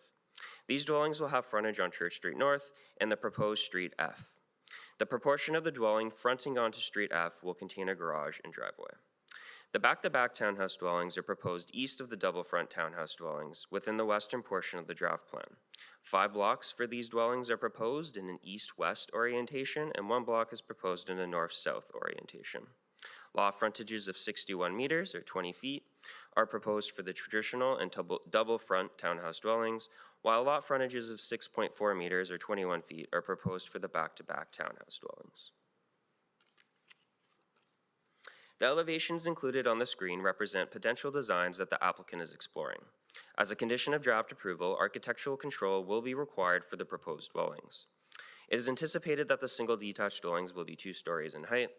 The double front and back-to-back townhouse dwellings will be 3 stories in height, while the traditional townhouse dwellings will be between 2 and 3 stories in height. The traditional townhouse dwellings will have typical front and rear yards, while the double front and back-to-back townhouse dwellings will have either terraces or balconies as a form of outdoor amenity space. The majority of the subject lands are designated low-density residential, while the medium-density residential encompasses the western limits of the subject lands abutting Church Street North. The environmental protection designation encompasses the southeast portion of lands, which includes the lands within the TRCA regulated area. The low-density residential designation permits single detached dwellings, semi-detached dwellings, and street townhouse dwellings up to a maximum density of 30 units per net hectare. The medium-density residential designation permits duplex dwellings, street townhouses, block townhouses, stacked townhouses, attached housing, and other forms of moderately scaled housing within a density range of 30 to 75 units per net hectare. The traditional townhouse and single detached dwellings are proposed within the portion of the subject lands that are designated low-density residential. The double front townhouses and back-to-back townhouses are proposed within the portion of the lands designated medium-density residential. Back-to-back townhouses are not explicitly stated as one of the built forms in the medium-density residential designation. However, other forms of townhouses are permitted, including more dense built forms like stacked townhouses. In addition, the medium-density residential designation states that walk-up apartments and other forms of moderately scaled housing are permitted. Therefore, the back-to-back townhouses have been interpreted to be a form of attached housing or moderately scaled housing and are a permitted use. It is important to note that the boundaries between land use designations in the official plan are approximate. The designation density breakdown for the proposed draft plan is illustrated on the screen. As you can see, the limits of the low and medium density residential designations depicted on the draft plan are generally in accordance with the boundaries in the official plan. The proposed development meets the maximum density permissions of the low density residential designation, coming in at 30 units per net hectare. As it relates to the medium density residential portion of the plan, the proposal results in a density of 77 units, which slightly exceeds the maximum density permissions of 75 units per net hectare. However, in the official plan, it states that minor variations from numerical requirements may be permitted provided that the general intent of the official plan is maintained. The proposed development includes the type of built form that's permitted through both designations, and that is reflected of the built form proposed along Church Street North, just south of the Hydro Corridor. The proposed development meets the intent of both the low and medium density residential designations. Lastly, the development limits were determined through a comprehensive review process which examined a series of environmental and technical studies to maintain the intent of the environmental protection designation. The subject lands are currently zoned agricultural A zone and private open space POS zone within the zoning bylaw. The western portion of the lands are subject to the A zone, while the eastern portion, which is the predominant portion of the subject lands, are subject to the POS zone. In an urban area context within the town, these zones are reflective of undeveloped lands that require environmental considerations. The current zoning of the subject lands is not reflective of the overarching official plan designations. In order to permit the proposed development, the applicant is requesting that the zoning bylaw be amended from these zones to different residential zones with a site-specific exception in order to regulate new residential uses and establish development standards that would implement the proposed development. To the environmental protection zone as it relates to the portion of lands not included within the limits of development for long-term environmental protection and preservation purposes, and to the open space zone for public open space and stormwater management purposes. The proposed implementing zoning bylaw would enable the development of residential uses with development standards reflective of compact built form, more specifically single detached dwellings and different forms of street townhouse dwellings. The development limits were determined through a comprehensive review process in consultation with the TRCA. Vegetation protection zones, known as VPZs, from environmental features were applied to determine the development limits. All features and their associated VPZs will be rezoned to the environmental protection zone through the proposed zoning bylaw amendment and will be required to be conveyed to public ownership. Further, through the continued review and approval process of the plan of subdivision, enhancements and restoration of the environmental protection lands will be required and secured for. The development applications were reviewed against the applicable provincial, regional, and town land use planning policy. The specific policies are outlined and addressed in detail in the report. As per the report, the development proposal is consistent with the policies of the PPS and conforms with the policies of the Growth Plan, Regional Official Plan, and Town of Ajax Official Plan. The proposed development supports the narrative of municipal goals and objectives and would contribute to the overall urban structure by providing residential intensification that will help contribute to the range and mix of housing types and opportunities, providing compatible development that is sensitive to the existing character of the surrounding area and reflective of the built form and density permissions of the low and medium density residential designations, and advancing the build-out of the town's remaining designated greenfield area while also enhancing the connectivity of the town's greenland system. Staff have reviewed the submitted development applications and are of the opinion that the proposed development makes efficient use of underutilized land within the town and provides for residential intensification to help contribute to the town and regional goal of providing a mix of housing types and sizes to serve residents of various household sizes, incomes, and ages. The proposed development will facilitate growth within the designated greenfield area of the town that is consistent with the development character of the surrounding area and that reinforces prevailing development patterns. The proposed development provides for compatible intensification that will enhance the Church Street North streetscape as well as maintain the streetscape that has been established through existing and approved developments within the built-out portion of the surrounding area. Therefore, staff recommend approval of the development applications, subject to the recommendations provided in the report and outlined on the screen. That concludes my presentation. I'm happy to answer any questions. I have one in the speaker list, Councillor Henry. Thank you. I will be supporting this, but I do have some questions for you as the counselor for the area. I noticed there's a letter in correspondence from Pine Ridge, I believe it is. Could you speak to that, please? Sure, through the mayor to Councillor Henry. We did receive comments from the abutting cemetery. I think for the most part, they just wanted to get their comments on record. I wouldn't consider what they have put in the letter as concerns. It's more so they just want to ensure that future residents are not going to hinder their operations from continuing. From a staff perspective, we don't see any issues. There will be some technical coordination that we'll still have to ensure, which we'll do in the detailed design stage of the subdivision, specifically the treatment of the mutual property line. So what that looks like is it Is it fencing? Is there a landscape buffer? That's all things that we can discuss further. Excellent. And you've got back to them on that? Yeah, yeah. Okay, excellent.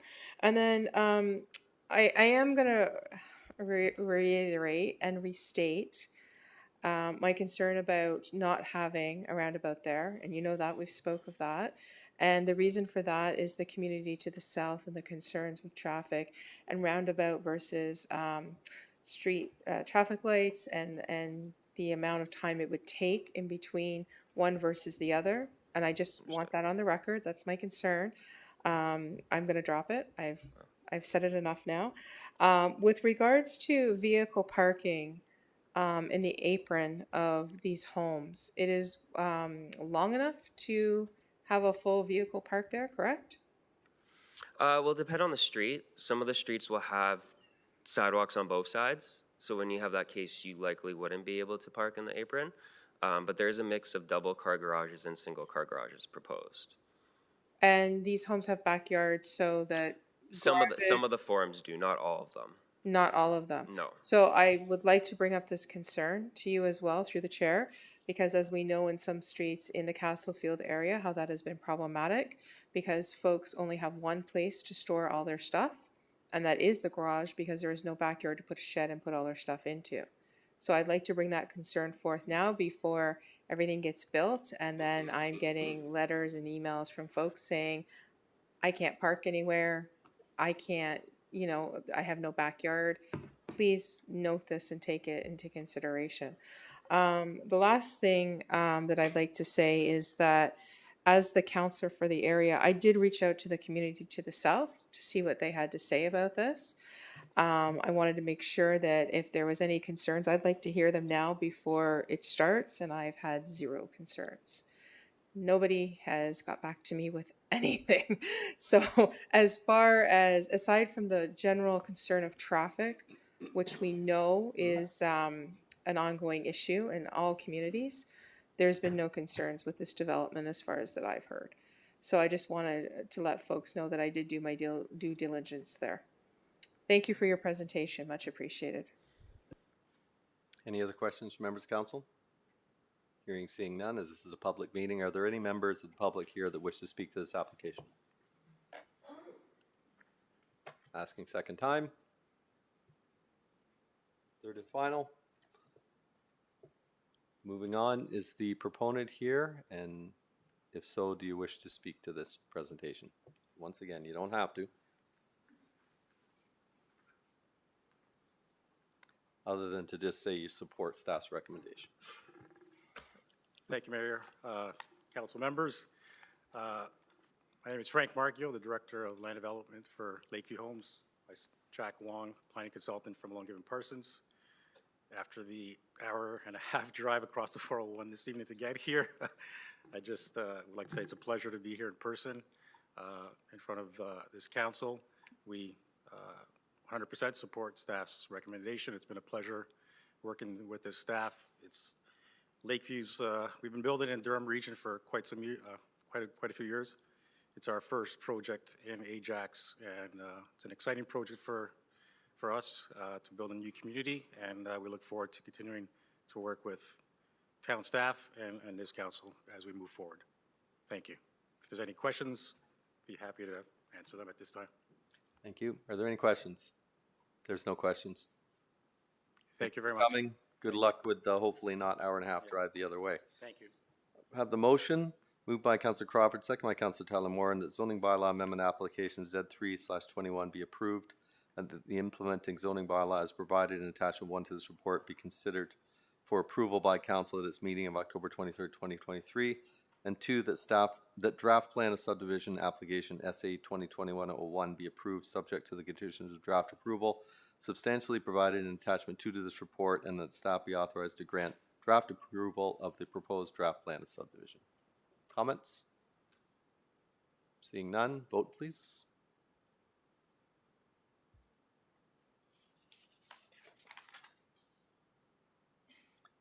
That is carried. Moving on to correspondence.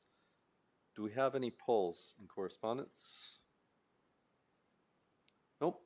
Moved by Counselor Crawford, second by Counselor Dyes. The report dated October 23rd, 2023 containing items of correspondence be received for information.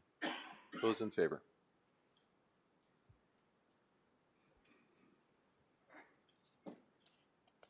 That is carried.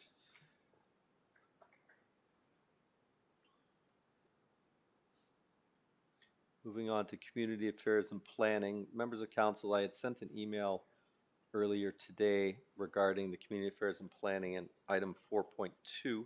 I hope every member of Council had an opportunity to receive that. We have moved by Councilor Tyler Moore and second by Councilor Bauer that the Community Affairs and Planning Committee report dated October 2nd, 2023 be adopted. I'm going to pull item 4.2 for an amendment. So on the balance, is any questions or comments on? Nope. Those in favor, please vote.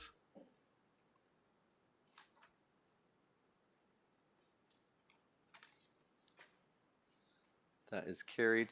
On item 4.2, 8.1.1 Community Affairs and Planning Committee report, October 2nd, moved by Councilor Lee, second by Councilor Dyes, that the recommendation associated with item 4.2 of the October 2nd CAP report be amended by 1, replacing October 23rd with November 27th, 2023, change the date, and 2, that a new clause be added which reads that council approve the proposed amendments to the Pickering Village Community Improvement Plan and staff be authorized to forward the implementing bylaw to the November 27th, 2023 council meeting. I'll just speak to it quickly since I don't see any names in the list. This was pointed out to me earlier today, I suppose an unintended consequence by us not approving the proposed changes last time. That left the original policy in place, which we have all agreed is not working for us anymore. So this is just basically fixing that small oops, and we can move forward. Those in favor of the amendment? Yes. Yep, go ahead. Hold on. I just There you wanted go. to confirm, you pulled 4.2, which talks about the proposed amendments to the Downtown Community Improvement Plan. Correct. So, and that is not mentioned in this motion on the screen right now. Does it need to be? Or is that something separate? Or? We've already passed that with the original CAP meeting agenda. Okay, So that original recommendation that was supported by council is already passed. okay, This is the one that was excluded through amendment at the meeting that we're now putting back in. okay. Thank you. Yeah. Anything further? Okay. Those in favor, please vote.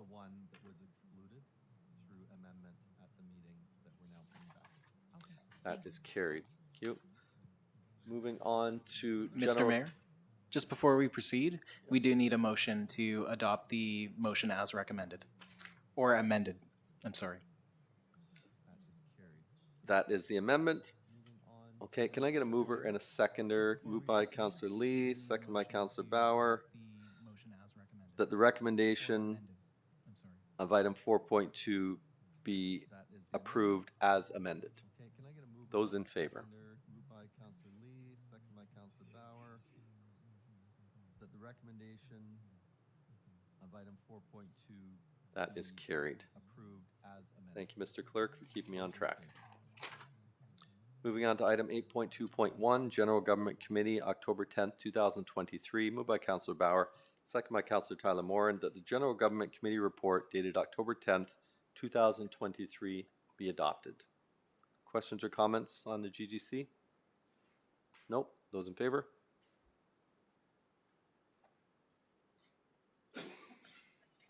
That's carried. Moving on to the summary of advisory committee reports. Moved by Councillor Crawford, second by Councillor Lee, that the summary of advisory committee activities report dated October 23rd, 2023, as attached to the meeting agenda be received for information, and that the recommendations contained therein be referred to staff where applicable. Comments on the committees? Nope. Those in favor of receipt? That carries. Moving on to departmental report. We have there's no presentations on these, is that correct? No, okay. On the C 8.4.1 CAO 2316 Quality Management Program Update, moved by Councilor Tyler Moore and second by Councilor Henry, that the town formally discontinue its pursuit of ISO 9001 recertification as a quality management approach, and that the town transition to a quality management philosophy and continuous improvement with an emphasis on improving processes, documentation, and compliance. Two questions on here. Councilor Lee, you're first. Thank you, Chair, and thank you for the report. It's good to see that, we are able to move on past this. I guess my question is, as we transition away from ISO into quality, forgot the acronym, can you kind of, what does that look like? What does the transition look like in terms of short-term, long-term wins from our point of view, from switching out of ISO? Absolutely. Through the chair, Councillor, a lot of the items that we were doing in part of ISO 9001, we still find value in. So we'll be continuing a lot of those items with a few modifications for our scope. However, what we will not be doing is pursuing the external audit for recertification. In terms of the short term, we will be sending communication to individuals to provide the awareness that we will not be pursuing this. After that, we will be looking for training for the department heads as well as process owners in the new year. And how much would that external audit have costed us? The external audits would have cost us around 21,000. Around 21,000 would have been the estimate for that. And at the same time, we're still committed to, quality assurance and growth, et cetera, et cetera. Like I think 8 points there. And we're still committed to that, just not through the formal process of ISO, correct? So the steps listed on the in the report, those will be done through Lean. There's an increased number of items through Lean that we'll be getting instead of through ISO 9001. Perfect. Thank you very much for your answers. Thank you, Chair. You're very welcome. Councilor Bauer. Thank you, Mayor Collier. Good evening. Thank you for the report. So in your report, you mentioned on page 4, encouragement from the senior management team for the adoption of this process and their support for staff that wish to undergo LT training and or the desire to improve their processes. So will there be mandatory training for some and then optional for others? And what is the determining factor for that? So through the chair, mandatory training will be required for the department heads as well as the critical process owners. So critical process will be determined by the department heads and the supervisors, and the people that run or manage those processes, they will be required to undergo the training as well. Because Lean is something that can be used across the town for different processes, it's something that we will encourage other staff members, whether they are critical process owners or not, to take as well. So we'll open it up to everybody in the town if they wish to receive that training. Okay. Yeah, so, and there will be sort of understanding from people who, like I would guess that all employees would sort of have to get the gist of it or have the idea of what this is and how it can impact process and service in order for it to be sort of a buy-in from everyone. So is there that kind of education? Through the chair, yeah. So we're going to have a communication first, going out to everybody, informing them of what's going to happen. And part of the training to the department heads would be for them to educate themselves and to provide that kind of statement to their teams to be aware of what the benefits are of Lean. Okay. Okay, thank you. That's my question. Councilor Crawford. Thank you, Mr. Chair. Through you to CAO Baker. I recall in your interview you were very pro-ISO in the municipality. Why did we shift? So through Mr. Mayor, so yes, I committed to council that I wanted to get the town recertified with ISO. And as the report states, we started on that path. We actually, through David Forget, we hired an auditor to come in and talk to us about what we would need to do to recertify. There was a fair bit of work that was required. Had discussions with senior management and so on about that, the amount of work that would be required because it had lapsed for a while. But we were on the path to do that. Then as the report talks about, then COVID hit and paused us for a couple of years. So when Darren started, Darren actually came to me and talked to me about the alternatives to ISO, and that ISO really wasn't of value to a municipal structure, but lean was better. And to be honest, I did take lean training in my past life, so I am certified at a certain level and understand how it works. And I think Darren made a lot of sense as far as what value lean will bring to us versus ISO. And did a presentation to SMT and convinced us that that was the way to go, and that's why the report's before you. So without an auditor assessing that we're doing it right, where's the accountability? So through the chair, one part of Lean that is going to help us out a lot is that it is data managed. So we'll be collecting data based on the critical processes identified, and we'll be measuring those processes. And using data, we could say if we're meeting those targets or not. And with continuous improvement, we'll be able to measure any changes that we've made and be able to identify how those have affected the processes. Okay, thank you. Sorry, Mr. Mayor, can I just want to add on to what Darren mentioned there. So when the auditor came in with ISO, what the auditor would look at was, basically checks of the check boxes that we were doing everything that we were supposed to do to remain certified. The key here is exactly what Darren just mentioned. We will be able to measure our success based on the key performance indicators that we will develop. So if we started here and we intend or we're trying to get to here, either we are able to or not. So we will be able to see clear improvement versus just checks in the check boxes that we've done so many. We've done what's required to be recertified. Go ahead. I may have missed it in here. Is that reported every year? Through you, Mr. Mayor, I would assume that part of our process is we're going to be reporting back annually as to what our improvements are and how we've done. Yes, that's correct. Anything further? Okay, hearing seeing none. Those in support of the recommendations?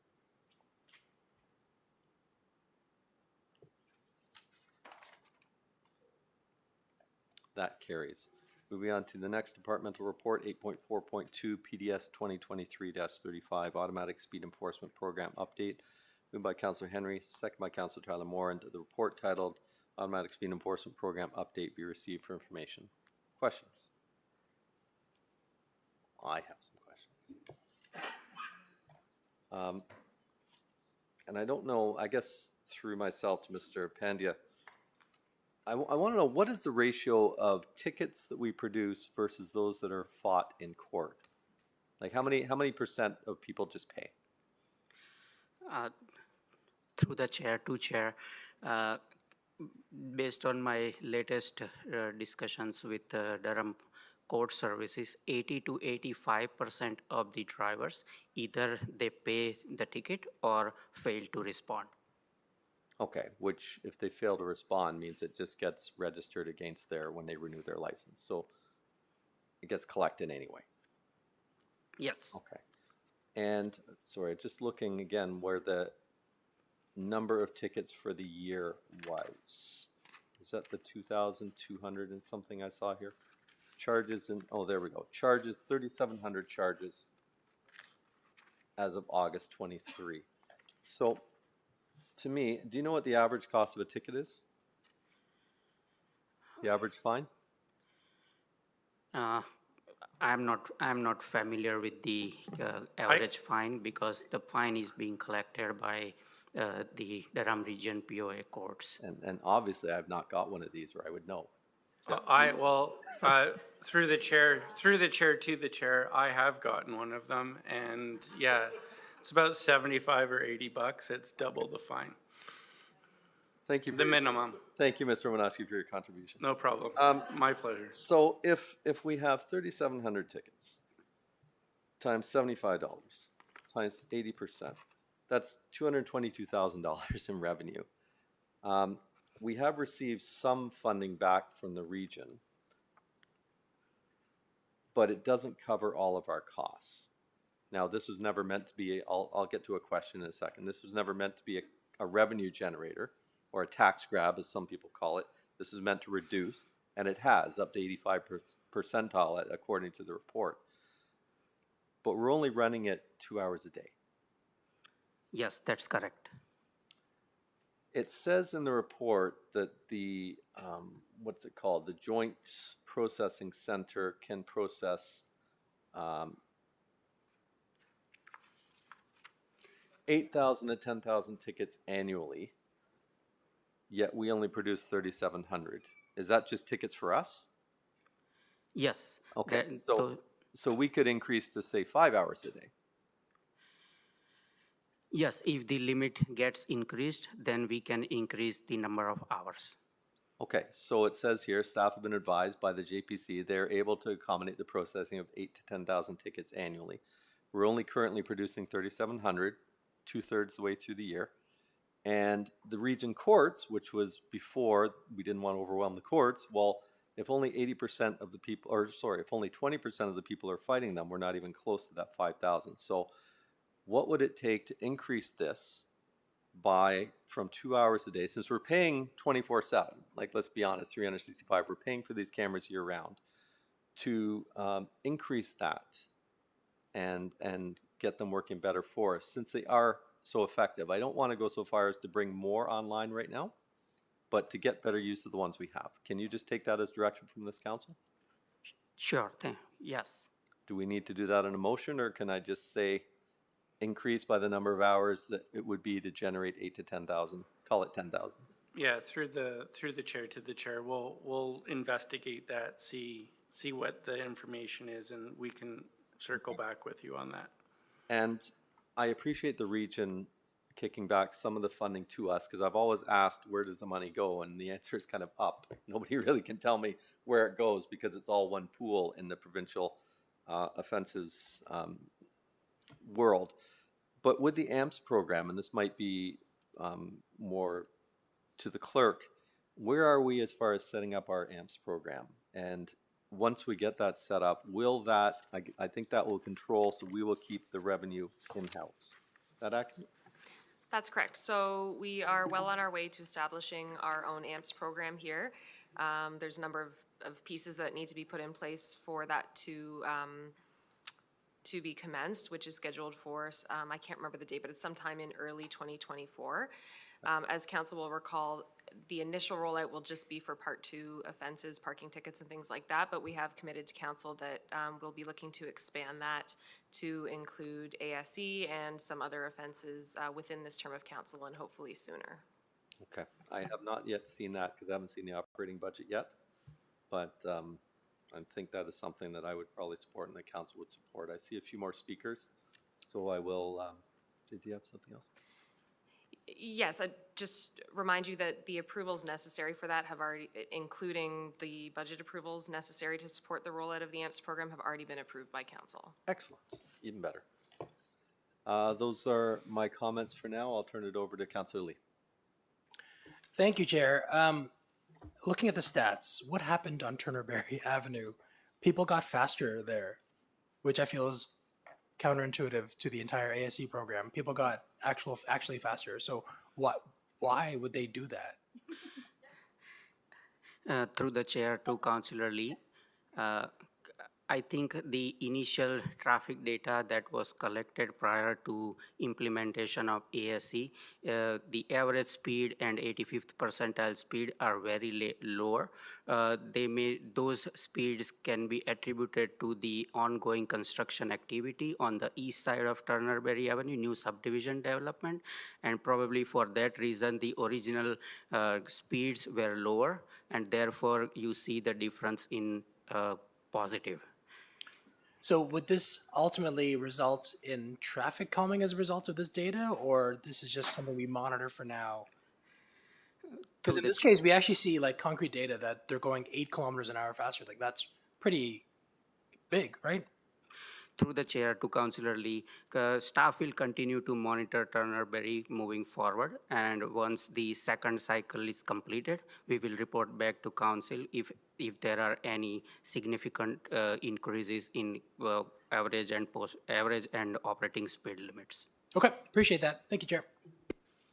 You're welcome. Councillor Tyler Moore. Thank you, Mr. Mayor. Through you to Mr. Pandya. So just to get it straight, because we do get this question all the time. So if you go through and you hit it, you go over, it's $75, let's just say, and then there's no points, correct? Yes. Through the chair to Councillor Tyler Morin, yes, that's correct. Okay, that's good. So that would mean that on your license, your police record doesn't show that you've lost 2 points or 3 points. Now, does your insurance company, do you know? No. Do they look at that as well? It's just flat? Okay. Okay, that's excellent. Thank you. The other one is, can we get more ASC cameras? That's a budget question, I guess. Yeah, I'm over here. Thank you, Mr. That would be a no. Thank you. Okay, please keep your answers short, Mr. Mayor. And the ASC cameras are on, 2 hours a day, but the red light camera, that's on 24/7, correct? At McGill and... Not our camera. Right, Those just are wondered. regional. I just wonder if you knew that. Okay, thank you. Those are my questions. And the automatic speed enforcement camera outside Ajax High School is also regional. Yeah. I'm pretty sure. Councillor Crawford, you are next. I'd just like to point out that McGill, happily, Ward 1 is contributing to most of these tickets, right on McGill. And I'd like to point out that McGill does not have a school on it. And it is definitely in the right place because obviously there's speeding there. The amount of photos taken versus the charges, is that because of clarity of the license plate? Through the chair to Councillor Crawford, there may be many reasons why there is a difference between photos taken and charges issued. I am not the provincial offense officer, so I am not 100% sure in terms of what those reasons are, but there may be a reason like the photos are not clear, or there are some issues with the existing signage, or we have not received any complaint regarding the existing signage, but there may be other reasons why the provincial offenses officer would have decided that this incident cannot be chargeable or something like that. Yeah, I think from what I've heard from the region, it's mostly that the license plate is not clear enough, or there's something modified on the license plate, like a covering or something, the way they don't pick it up, is mostly the reasons. Through the chair to Councillor Crawford, yes, it may be correct. Yeah. This actually makes the argument that we need more ASC cameras in places that don't have schools, in my opinion. And it's just my opinion. But this area right here on McGill, west of Moxie Court, is high volume, very high tickets, and it continues to be consistent that way when we have them on. Anyway, it's just a comment, not a question. I did ask a question. Did you? Yeah, I did. Thank you. Must have missed it. Councillor Bauer. Thank you, Mayor Collier. Good evening. Thank you very much for this report. So, same chart on page 4 where it says the number of photos taken and the number of charges for August 2023. So like McGill is, almost 3,000. Then you have, Ritchie westbound East Plowman, 2 photos and 1 charge, or Bircher South at Hurley, 6 photos and 1 charge. So is that showing us that we have cameras in the wrong places? Through the chair to Councillor Bauer, I would speak about Ricci Avenue because on Ricci Avenue we have traffic calming already in place. We have other traffic control measures as well, such as a PXO. There is a possibility that the lower numbers in terms of photos and charges issued that could be the cause that since we have traffic calming measures and those traffic calming measures are working, and therefore we are not seeing that many charges on Ricci Avenue. Okay. So if those traffic calming measures are working and we're seeing that in those numbers, could those cameras be placed somewhere else then? Yes, we can. Okay.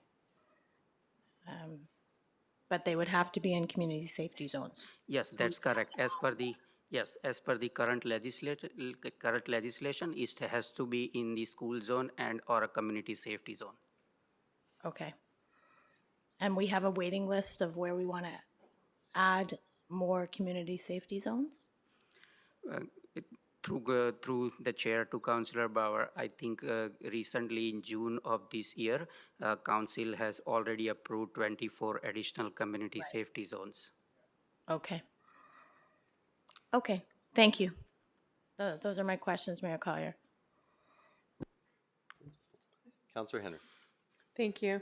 Thank you for your report, and thank you for handling all the traffic I put your way via email, and your department, your director, your manager. A great job, because you always take a very difficult email and situation and turn it around and make it very pleasant for the person on the other end. I've had lots of positive feedback from the comments from your department. So I would like to ask, however, when we talk about what is needed in order to have this device in certain areas, with the construction that is on Harwood currently now north of the school, and I believe it was the mayor that changed the speed limit temporary, which was very much needed because of what's going on up there with the development. Have we ever looked at putting one of these there to help? Because I know personally the last 3 days, I've had folks passing me at going 60 in a 40 zone and very upset with me for being in 40, doing 40. So have we looked at that, and can we? Through the chair to Councillor Henry, I think the roadway section that you are referring to, I think it has been designated as a community safety zone as part of the recent council's approval of 24 additional community safety zones. But Harwood Avenue is a type C arterial road, and currently the speed has been reduced just to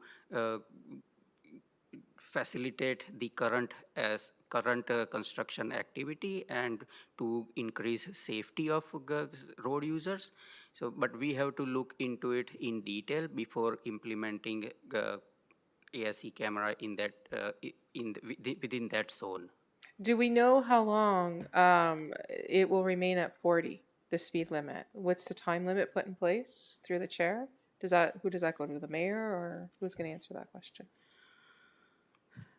Through the chair to Councillor Henry, at this point in time, I cannot provide you a confirmed or a confirmed response in terms of up to what timeline this bylaw will remain in place.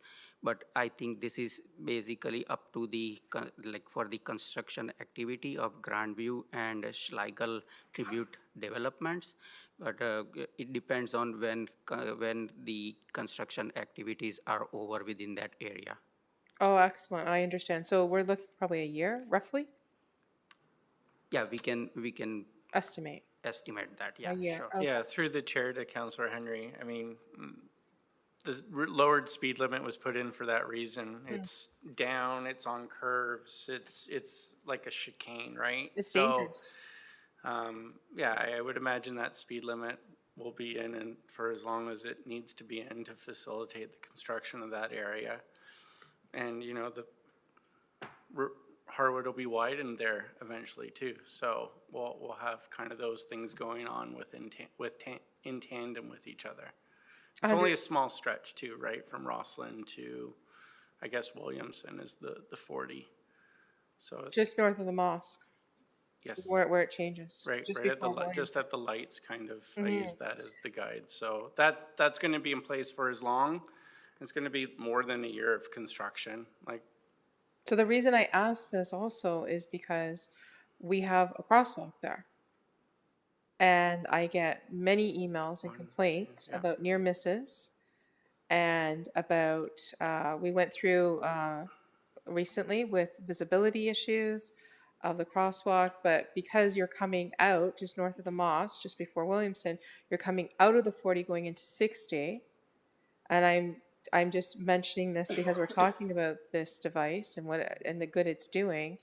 And, you know, maybe it could be helpful to slow some folks down in that area because of the the perceived safety concern with regards to the crosswalk being right there. for sure. And I think, you know, as Mr. Pandya said, I mean, we'll evaluate it. We have to look at how can we put that type of camera in like a construction zone?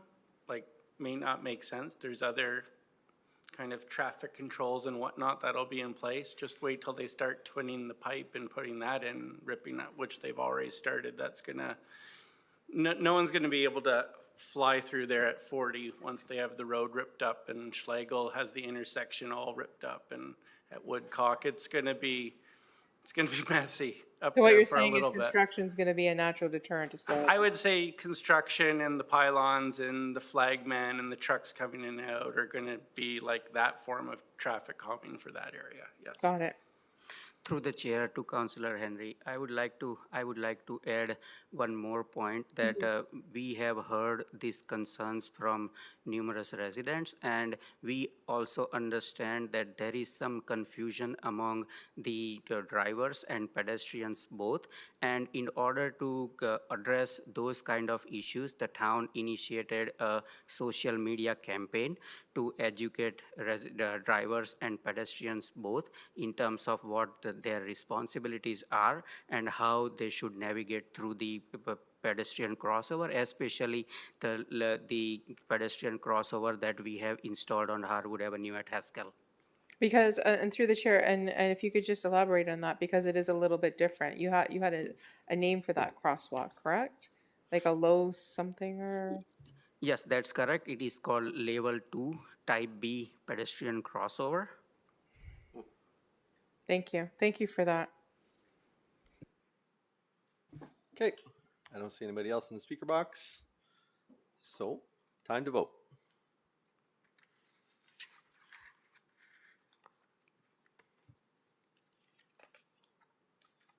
And that is carried unanimously. Thank you. And that concludes departmental reports, regional council reports. Are there any regional council reports? What? Oh, sorry. I'm trying to move things along too fast. Departmental reports 8.4.3 LIS 23-15, shortening of the 2024 budget timelines under Part V1.1 of the Municipal Act. Moved by Councilor Dye, second by Councilor Crawford. The council reduced the time period as set out in subsection 7.3 of Ontario Regulation 530-22 to pass a resolution making an amendment to the proposed budget from 30 days to 28 days, and 2, that council reduce the time period as set out in subsection 7, paragraph 10 of Ontario Regulation 530/22 to override the head of council's veto of an amendment to the proposed budget from 15 days to 5 days. Questions or comments? Councilor Lee.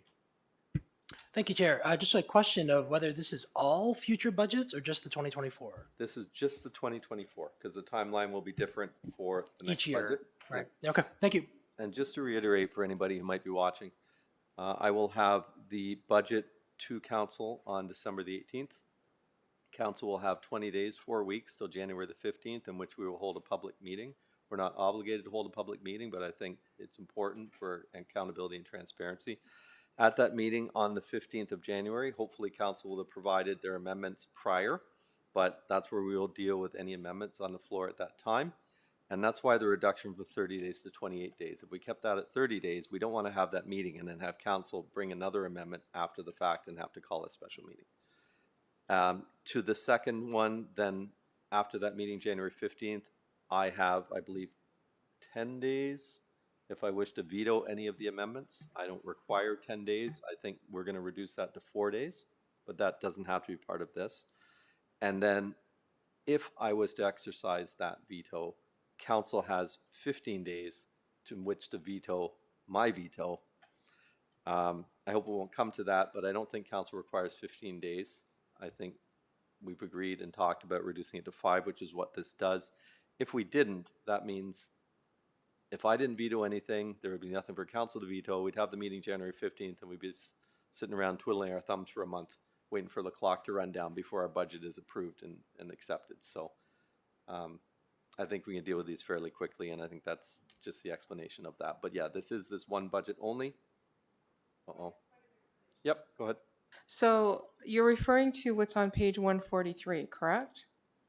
The graph there. And I just wanted to ask if this is what we're putting this information out through our social media channels so folks at home understand what's going on. That would be a question for the treasurer. Thank you, Mr. Mayor. Yes, we will be working with corporate communications to advertise all of these dates. Excellent, thank you. It might come up at the Live with the Mayor on Wednesday as well. I assume we might get some questions. Councilor Bauer? Thank you. And just to clarify, days include Saturdays and Sundays, or is it business days only?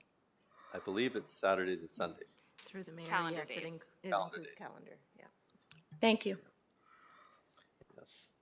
Further? Okay, seeing, hearing none. Those in favor, please vote.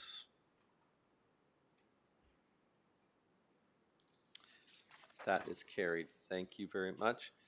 Are there any regional council reports? Councilor Lee. Thank you, Chair. Not so much a report, rather than there'll be a special council meeting, regional council on the social services, 9th of November. Initially, the council had instructed the staff to come back regarding the tax increase, to come back to finance. I think just for simplicity, it's going to come back to all of regional council, where I imagine it will be the Royal Rumble equivalent, because yeah, it'll be a lot of people fighting to keep certain projects and eliminating others. So tune in that day. It'll be a spicy one. Thank you, Chair. November 9th, November Thursday. 9th. Any other regional council reports? No, hearing, seeing none. Moved by Councilor Lee, second by Councilor Crawford, that the regional council reports of October 23rd, 2023 be received for information. Those in favor?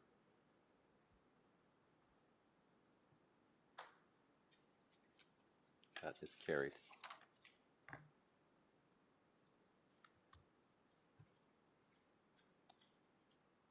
Business arising from notice of motion. Property tax relief program for seniors and persons with a disability. Councilor Crawford.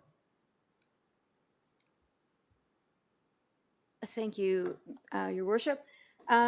This is something I know we talked about in many terms ago, I believe, and was voted down, but I believe it's something we need to look at again. Brock, Scugog, Whitby, Oshawa, and Pickering all have breaks for seniors. And I'm just requesting in this particular motion for staff to come back with a number of estimated what it would cost if we were to go down this route.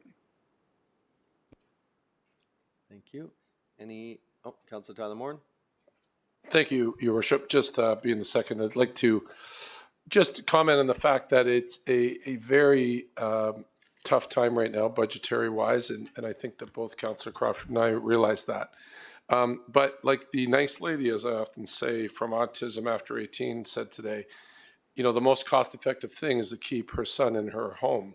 And I know that the most cost-effective thing is to keep people, seniors, in their home for as long as possible.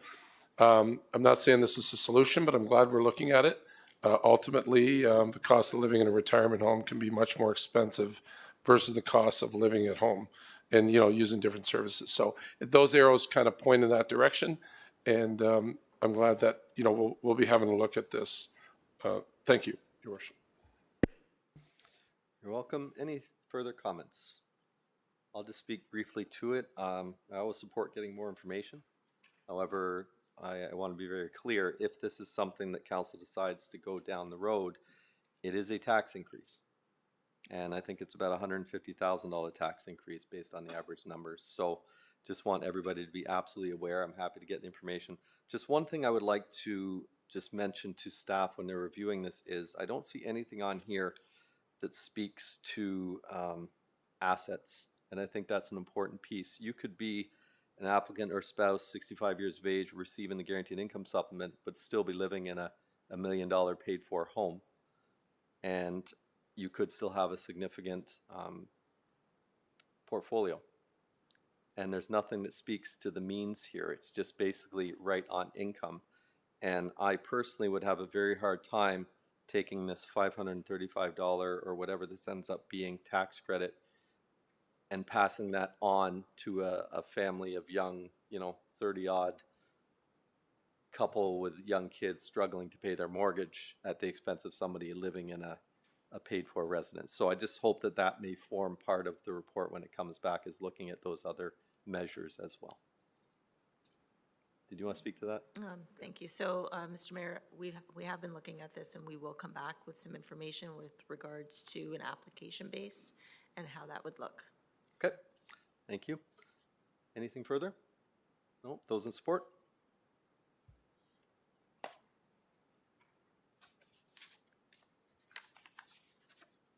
That carries. Second, business rise from notice motion, taking action on housing supply and affordability through policy change, moved by myself, second by Councillor Crawford. I no longer need to relinquish the seat, so I'll just speak to it very quickly. This is just another measure of allowing 4 residential units as of right on properties. We have applied for funding under the Housing Accelerator Fund. This is one of the items that forms part of that. And this is something I believe also we are directed to do under, is it Bill 109, Mr. Romanowski? Where they, okay, so this is a bit of a formality, but again, something that I think is important to do that will assist us in our application for the Housing Accelerator funding of $43.5 million, and something right to do regardless to help with the housing shortage. So I would ask for your support. And Councillor Crawford, did you want to speak to this before I go to the speaker list? It's self-explanatory. Okay. Councillor Bauer, you're next. No, I don't have any questions. I'm sorry. I must have pushed it by accident. Councillor Henry? Yes, I'm trying to understand this a little further, and I'm saying that it's 43 million from the Housing Accelerator, and it says that community-related infrastructure programs and studies that support housing. So, are we saying that we're going to take 43 million to build 4 houses for residential units? No, that's not what we're saying at all. We've applied, and please, I guess, Mr. Romanowski, correct. Both Steph and I are here, so if you have questions. We've applied, I believe, 7 projects, which account to the 43.5 million in funding. The federal government has already approved some. I think Brampton, they just made a big announcement the other day, 190 million or something, or 170 million, which would be very nice.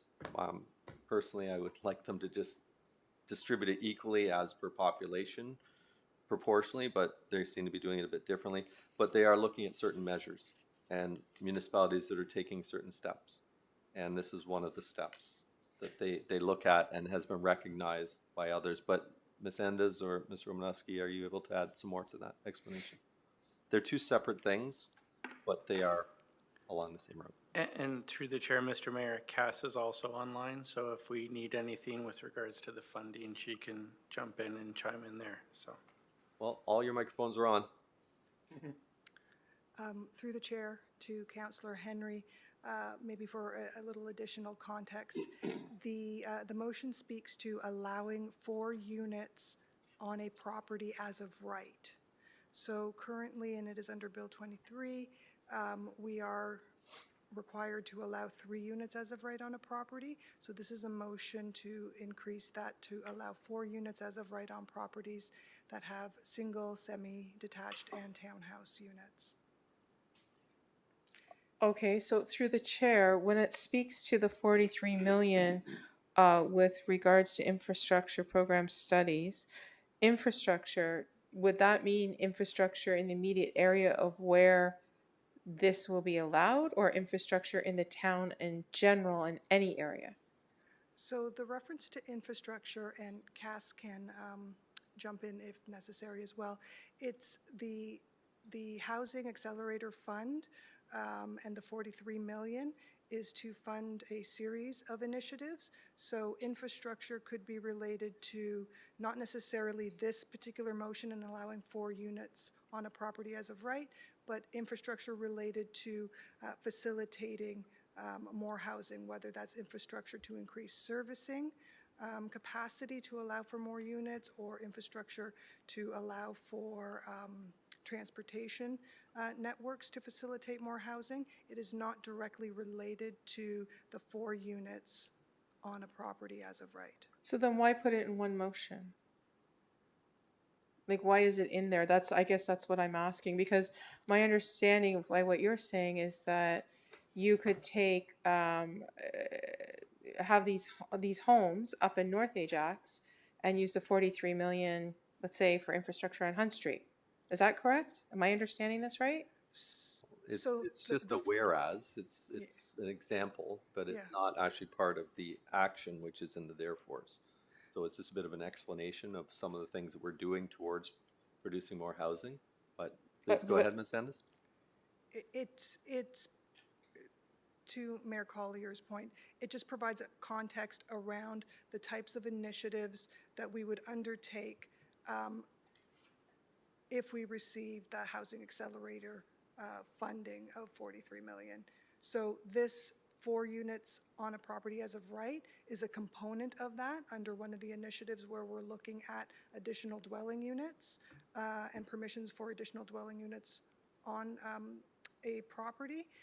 Infrastructure improvements is another initiative that we're looking at under the Housing Accelerator Fund, undertaking land use studies so that we zone areas as of right to make the development process faster. So those are all initiatives under the Housing Accelerator Fund. I believe that particular clause in the motion is just providing context on everything that we would look at in terms of initiatives under that funding. So it's very vast what it could be, but am I to understand that in order to get this funding, we didn't have to be more specific exactly where the money was going? It could be any one of these things, because infrastructure is it means a lot, right? Infrastructure can mean a lot of different things. So in order to get this grant money, we didn't have to specify we're going to use it specifically here. That wasn't required. So perhaps Ms. Cruciano can speak more to the Housing Accelerator Fund application. And yes, initiatives were detailed in our application form of what we would use the money for, but that is sort of but it is not related to this motion of directing staff to look at allowing 4 units on a property as of right. Correct. And it looks like, oh, there she is. Just to clarify, yeah, they're on the same motion. Yes. It's just a whereas, just explaining these are some of the things that we've done to help accelerate and facilitate housing, but they're not connected. So just because we allow 4 as of right doesn't mean that that's where some of this money is going to go. But Cassandra, can you please speak to this? I see your name. I don't see you. Are you? We have a box with no person. We have a box.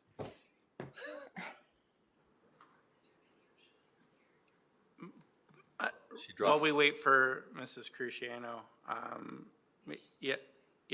it's a list of projects. The 43, I think because of the size of the municipality that we We had to submit a minimum number. I think that magic number was 7.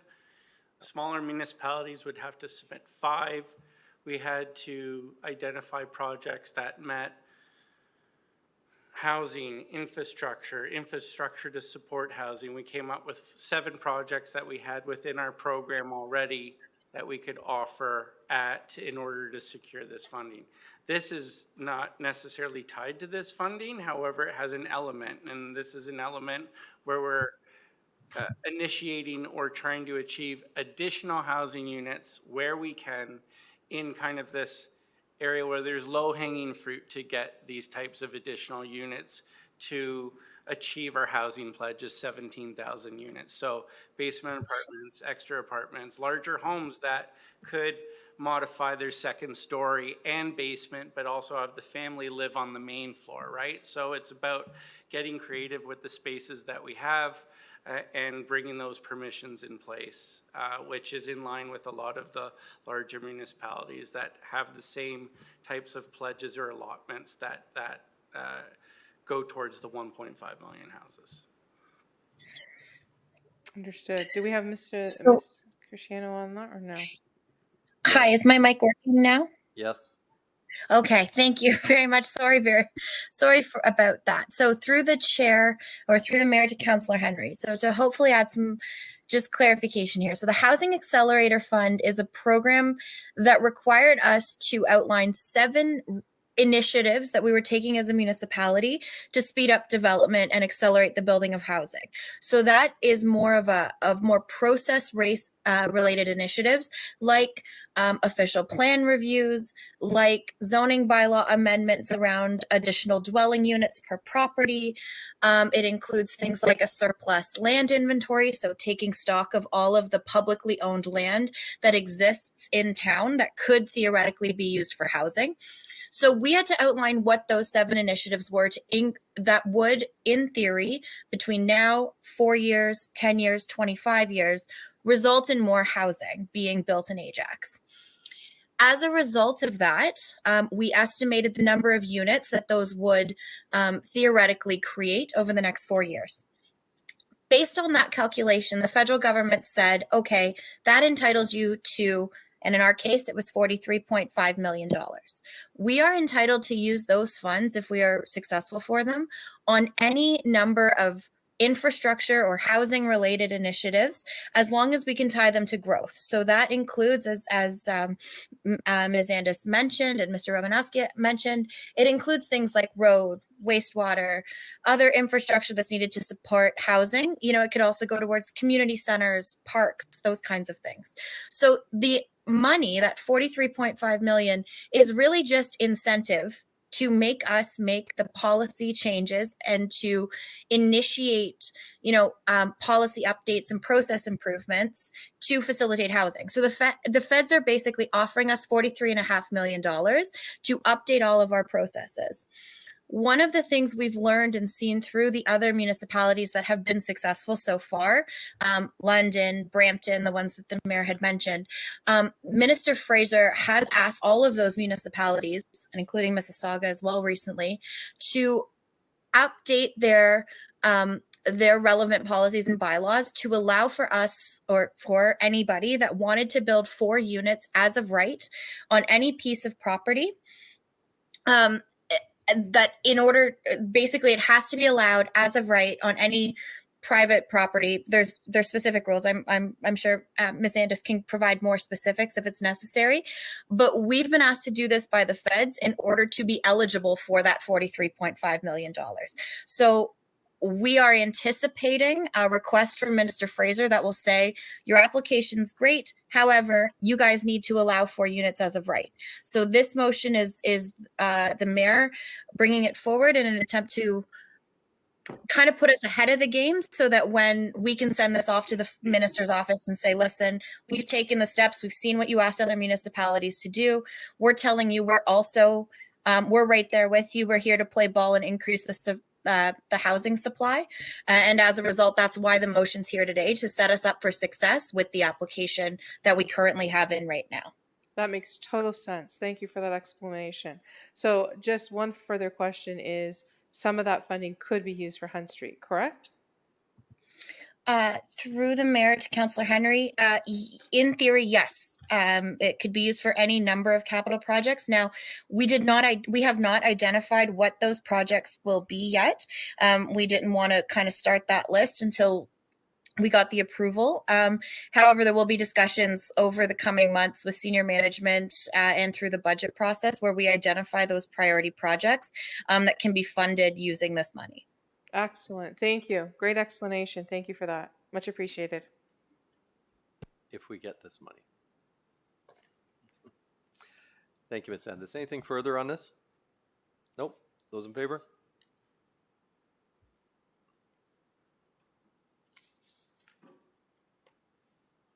That is carried. And the last notice of motion, or business arise with notice of motion, solar lighting on town pathways. Councillor Bauer. Thank you, Mayor Collier. Yes, this is something that I have been working on or thinking about since I became a councillor. And I'll speak to this hits Action 26 plan, the pillar connecting our community, Action 4, fostering a safe and welcoming community, and ongoing action for park and walkway lighting review. So, and the motion is very straightforward. When you're walking at night and you're walking in a path and it's dark, you may not feel safe. So if we light it, you'll feel safer. And solar lighting, sustainable, eco-friendly, cost-effective, little to no maintenance. And I think it's something that we already have in the town. So let's look at it for this type of lighting. And thank you, Councillor Lee, Regional Councillor Lee, for seconding it. And I hope I get your support. Councillor Lee, as a seconder.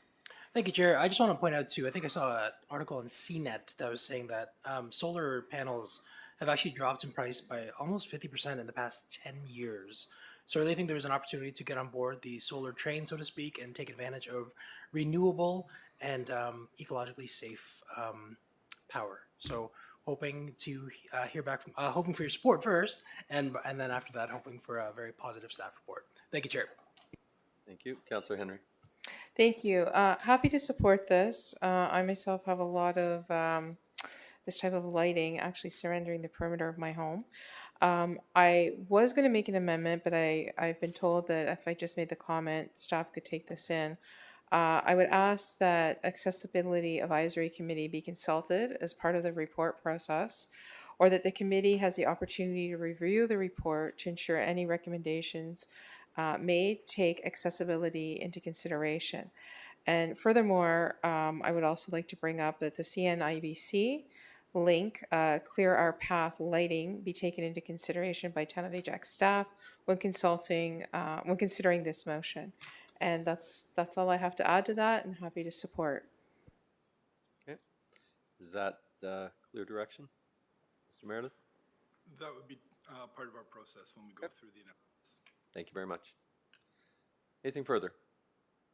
Okay, those in favor?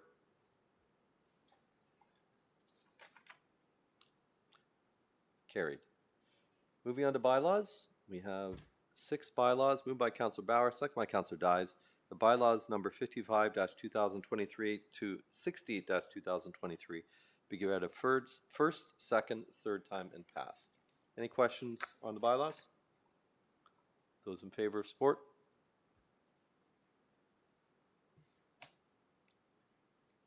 That is carried. Is there any notice of motion?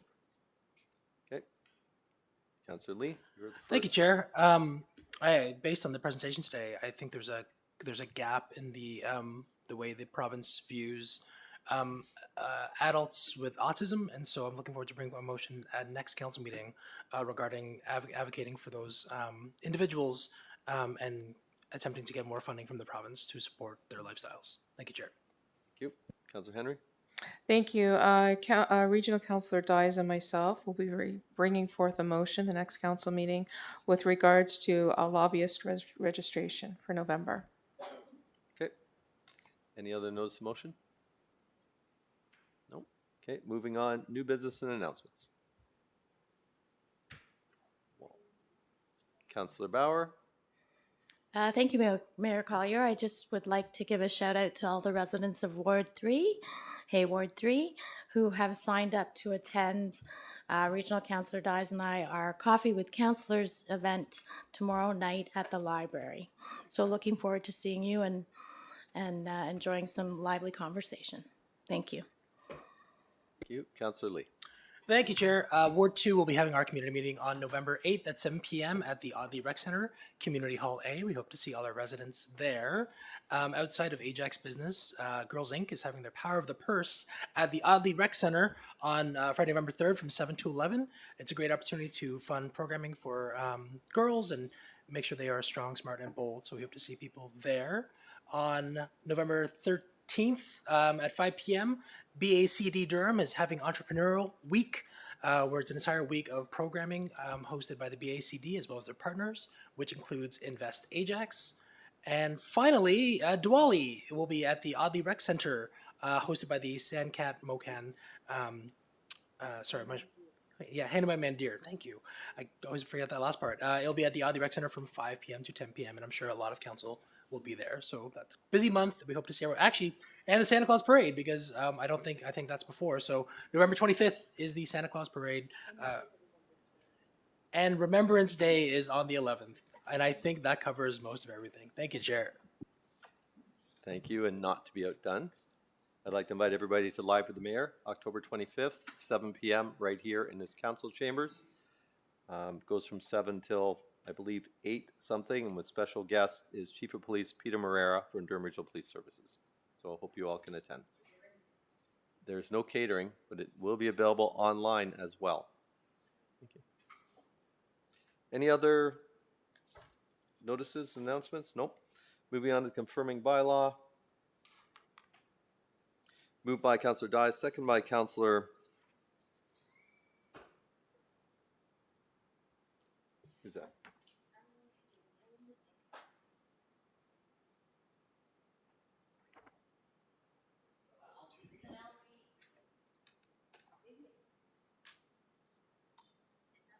I cannot figure this out. Who would like to second this? Okay, moved by Councillor Dyes, second by Councillor Lee, the bylaw number 61-2023 being a bylaw to confirm the proceedings of the Council of the Corporation of the Town of Ajax at its meeting held on October 23rd, 2023 be read a first, second, third time and passed. Those in favor?